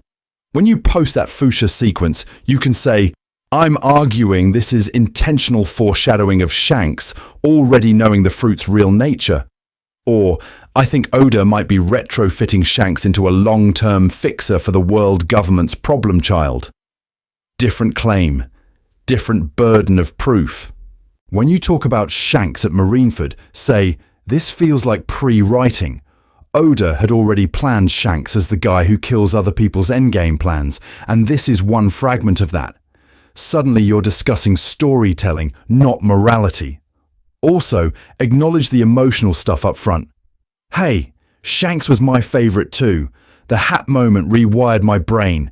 This is not me trying to ruin your childhood. It's me reading the same scenes through a different lens. This sounds corny, but it short-circuits that defensive, you're attacking my dad response. Because for a lot of fans, Shanks is dad. Shanks is safety. Telling them your dad might be complicit in a cosmic cover-up is a lot. Instead of, you're wrong, Shanks is actually evil, try questions. If the world government wanted that fruit suppressed, what do you think they were doing with it before Shanks stole it?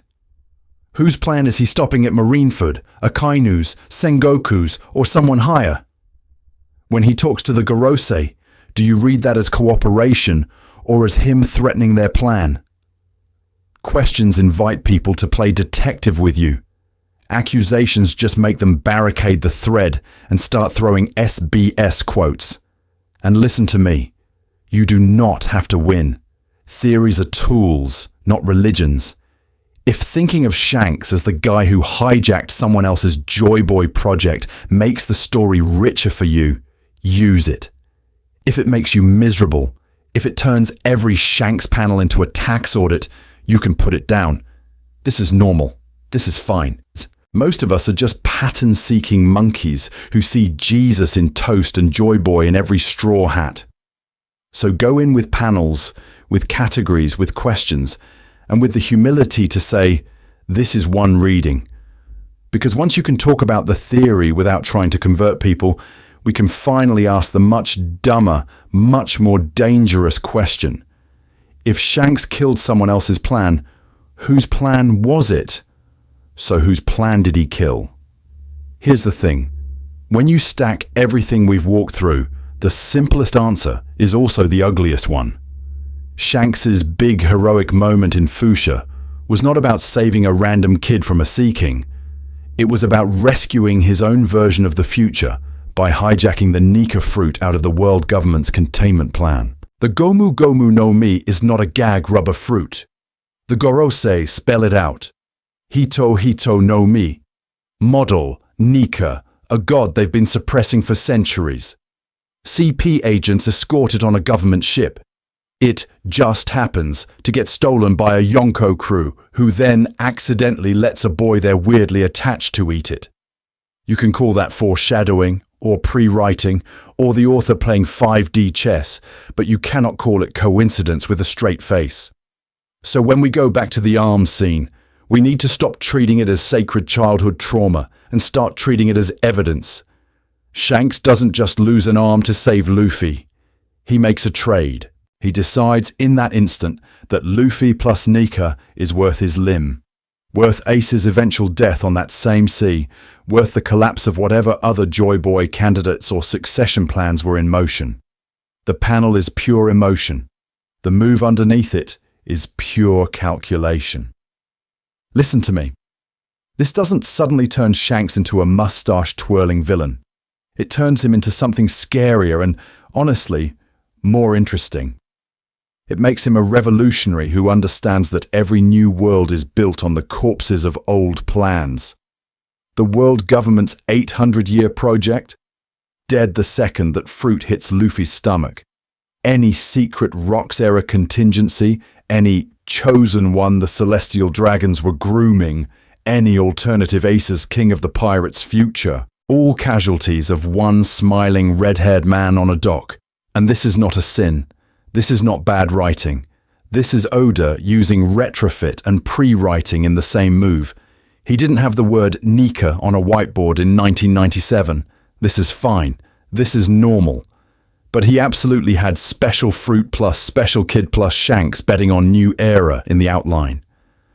Our community keeps trying to shove all of that into the foreshadowing category, when the real flex is that he can deepen old scenes without breaking them because he wrote Shanks as a political actor from day one, not a mascot with great hair. So I need you to picture that pier again. The hat, the smile, the missing arm. Now reframe it.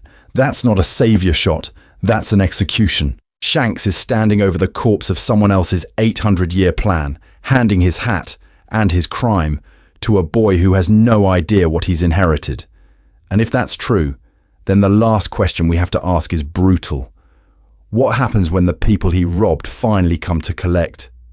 So here's what I need you to do next. Not for me, for you, and for that tiny pattern-seeking monkey in your brain that sees Joy Boy in every cloud and Jesus in every toast crumb. Go back to Fuchsia. Reread those chapters. Rewatch episode 4.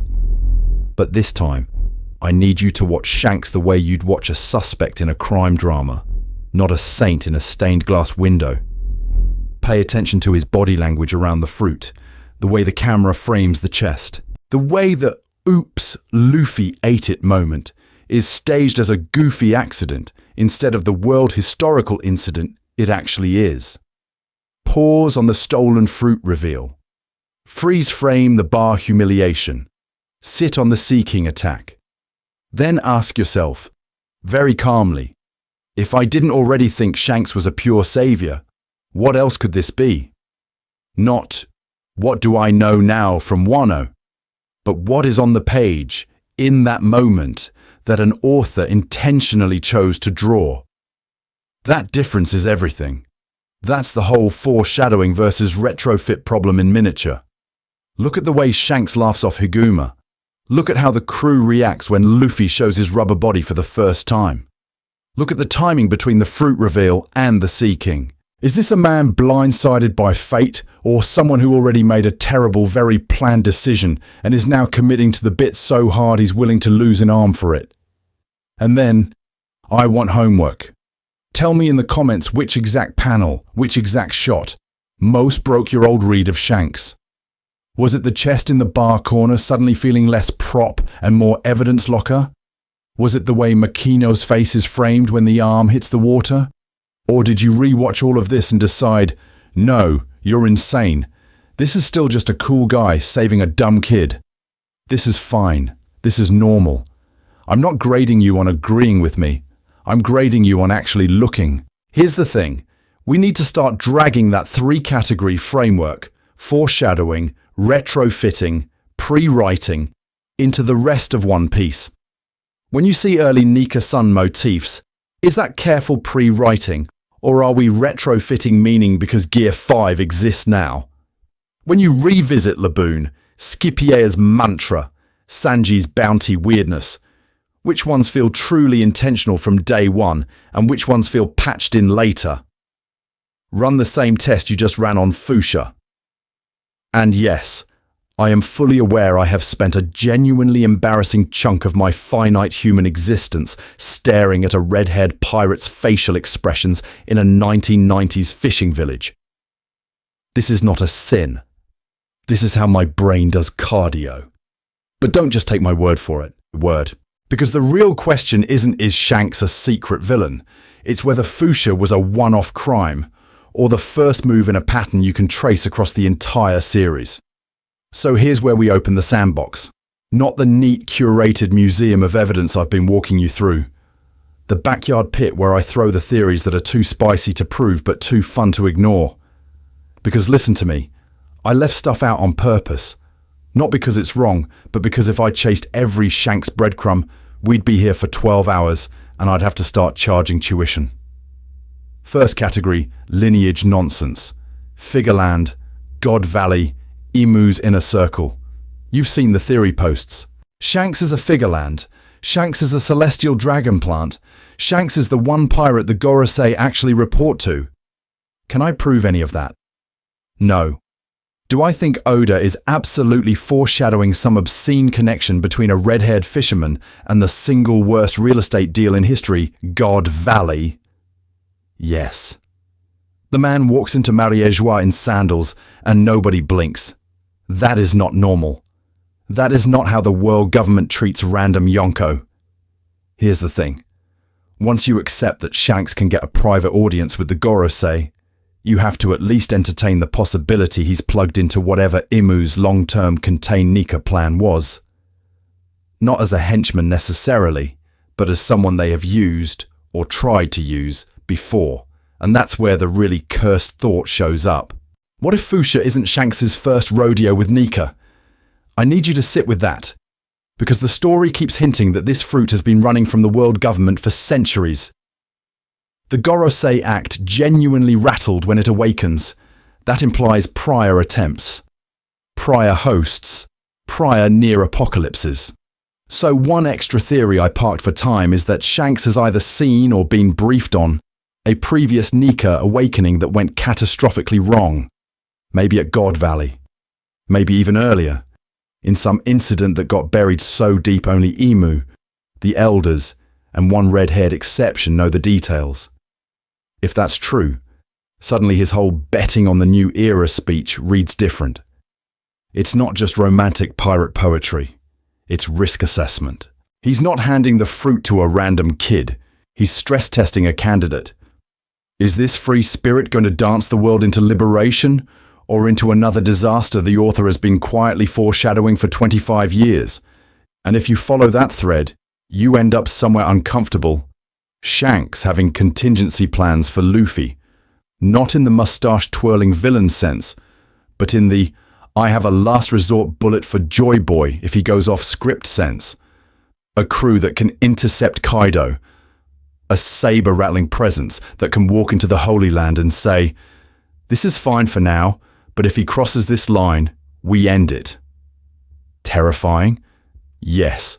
Out of character? Not really. Now none of this is canon. This is not a claim.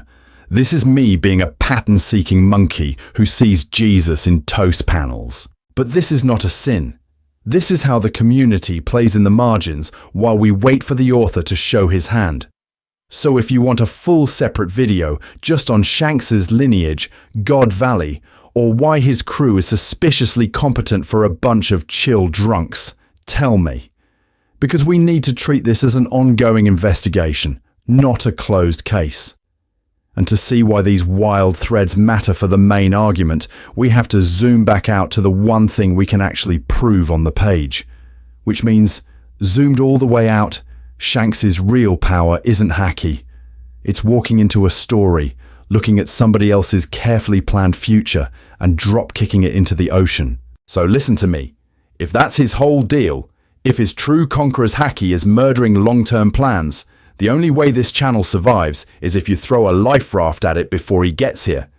I need you to hit like, subscribe, and drop a comment right now, so when Shanks shows up to bet on the new era, he doesn't decide the first thing to sacrifice is this upload schedule. Here's the thing. 2-hour diagram on the wall, let's interrogate the author's tax records breakdowns, only makes sense if there's a visible community that actually wants them. These scripts are planned, researched, cross-checked against interviews, SBS, and a frankly embarrassing amount of rereading. That only works if the algorithm can see you. Engagement is not a moral category. This is not a sin. This is normal. It's literally the only proof the machine has that these deep dives into foreshadowing and pre-writing are worth continuing. You want more long form on Emu's containment plan? On Blackbeard's counterplan to hijack that blueprint? On a full timeline of how Oda pre-wrote the Void Century breadcrumbs from Logetown to Egghead? Then we need to convince the robot overlord that the audience for this exists.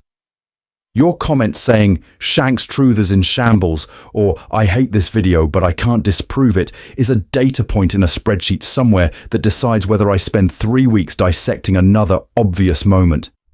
And I need you to weaponize this. Share this with that friend who still talks about Shanks as the pure savior who believed in Luffy from day one. You know the one. The person who posts the arm scene with inspirational captions and zero critical thought. Hand them this video as an invitation to a very painful, very funny reevaluation. Hey, what if your comfort character is actually the guy who murdered someone else's Joy Boy pipeline? Is a great way to test a friendship and strengthen the community at the same time. Because if this does well, I can justify a full follow-up just on Emu's original Joy Boy project. Or on Blackbeard as the anti-pre-writing gremlin trying to break every planned succession, or even an arc-by-arc breakdown of Oda's outlining habits. If it doesn't, Shanks walks into YouTube HQ, says, "This era of analysis is too noisy," and suddenly we're back to 10-minute recap content. So thank you for surviving 2 hours of having your favorite origin scene torn apart and rearranged on the floor. Now I'm challenging you. Do not let this be a one-off. Take this level of scrutiny, this obsession with author intent and planned payoff, and aim it at every obvious moment in One Piece from now on. If Oda had a plan, our job is to catch him in the act.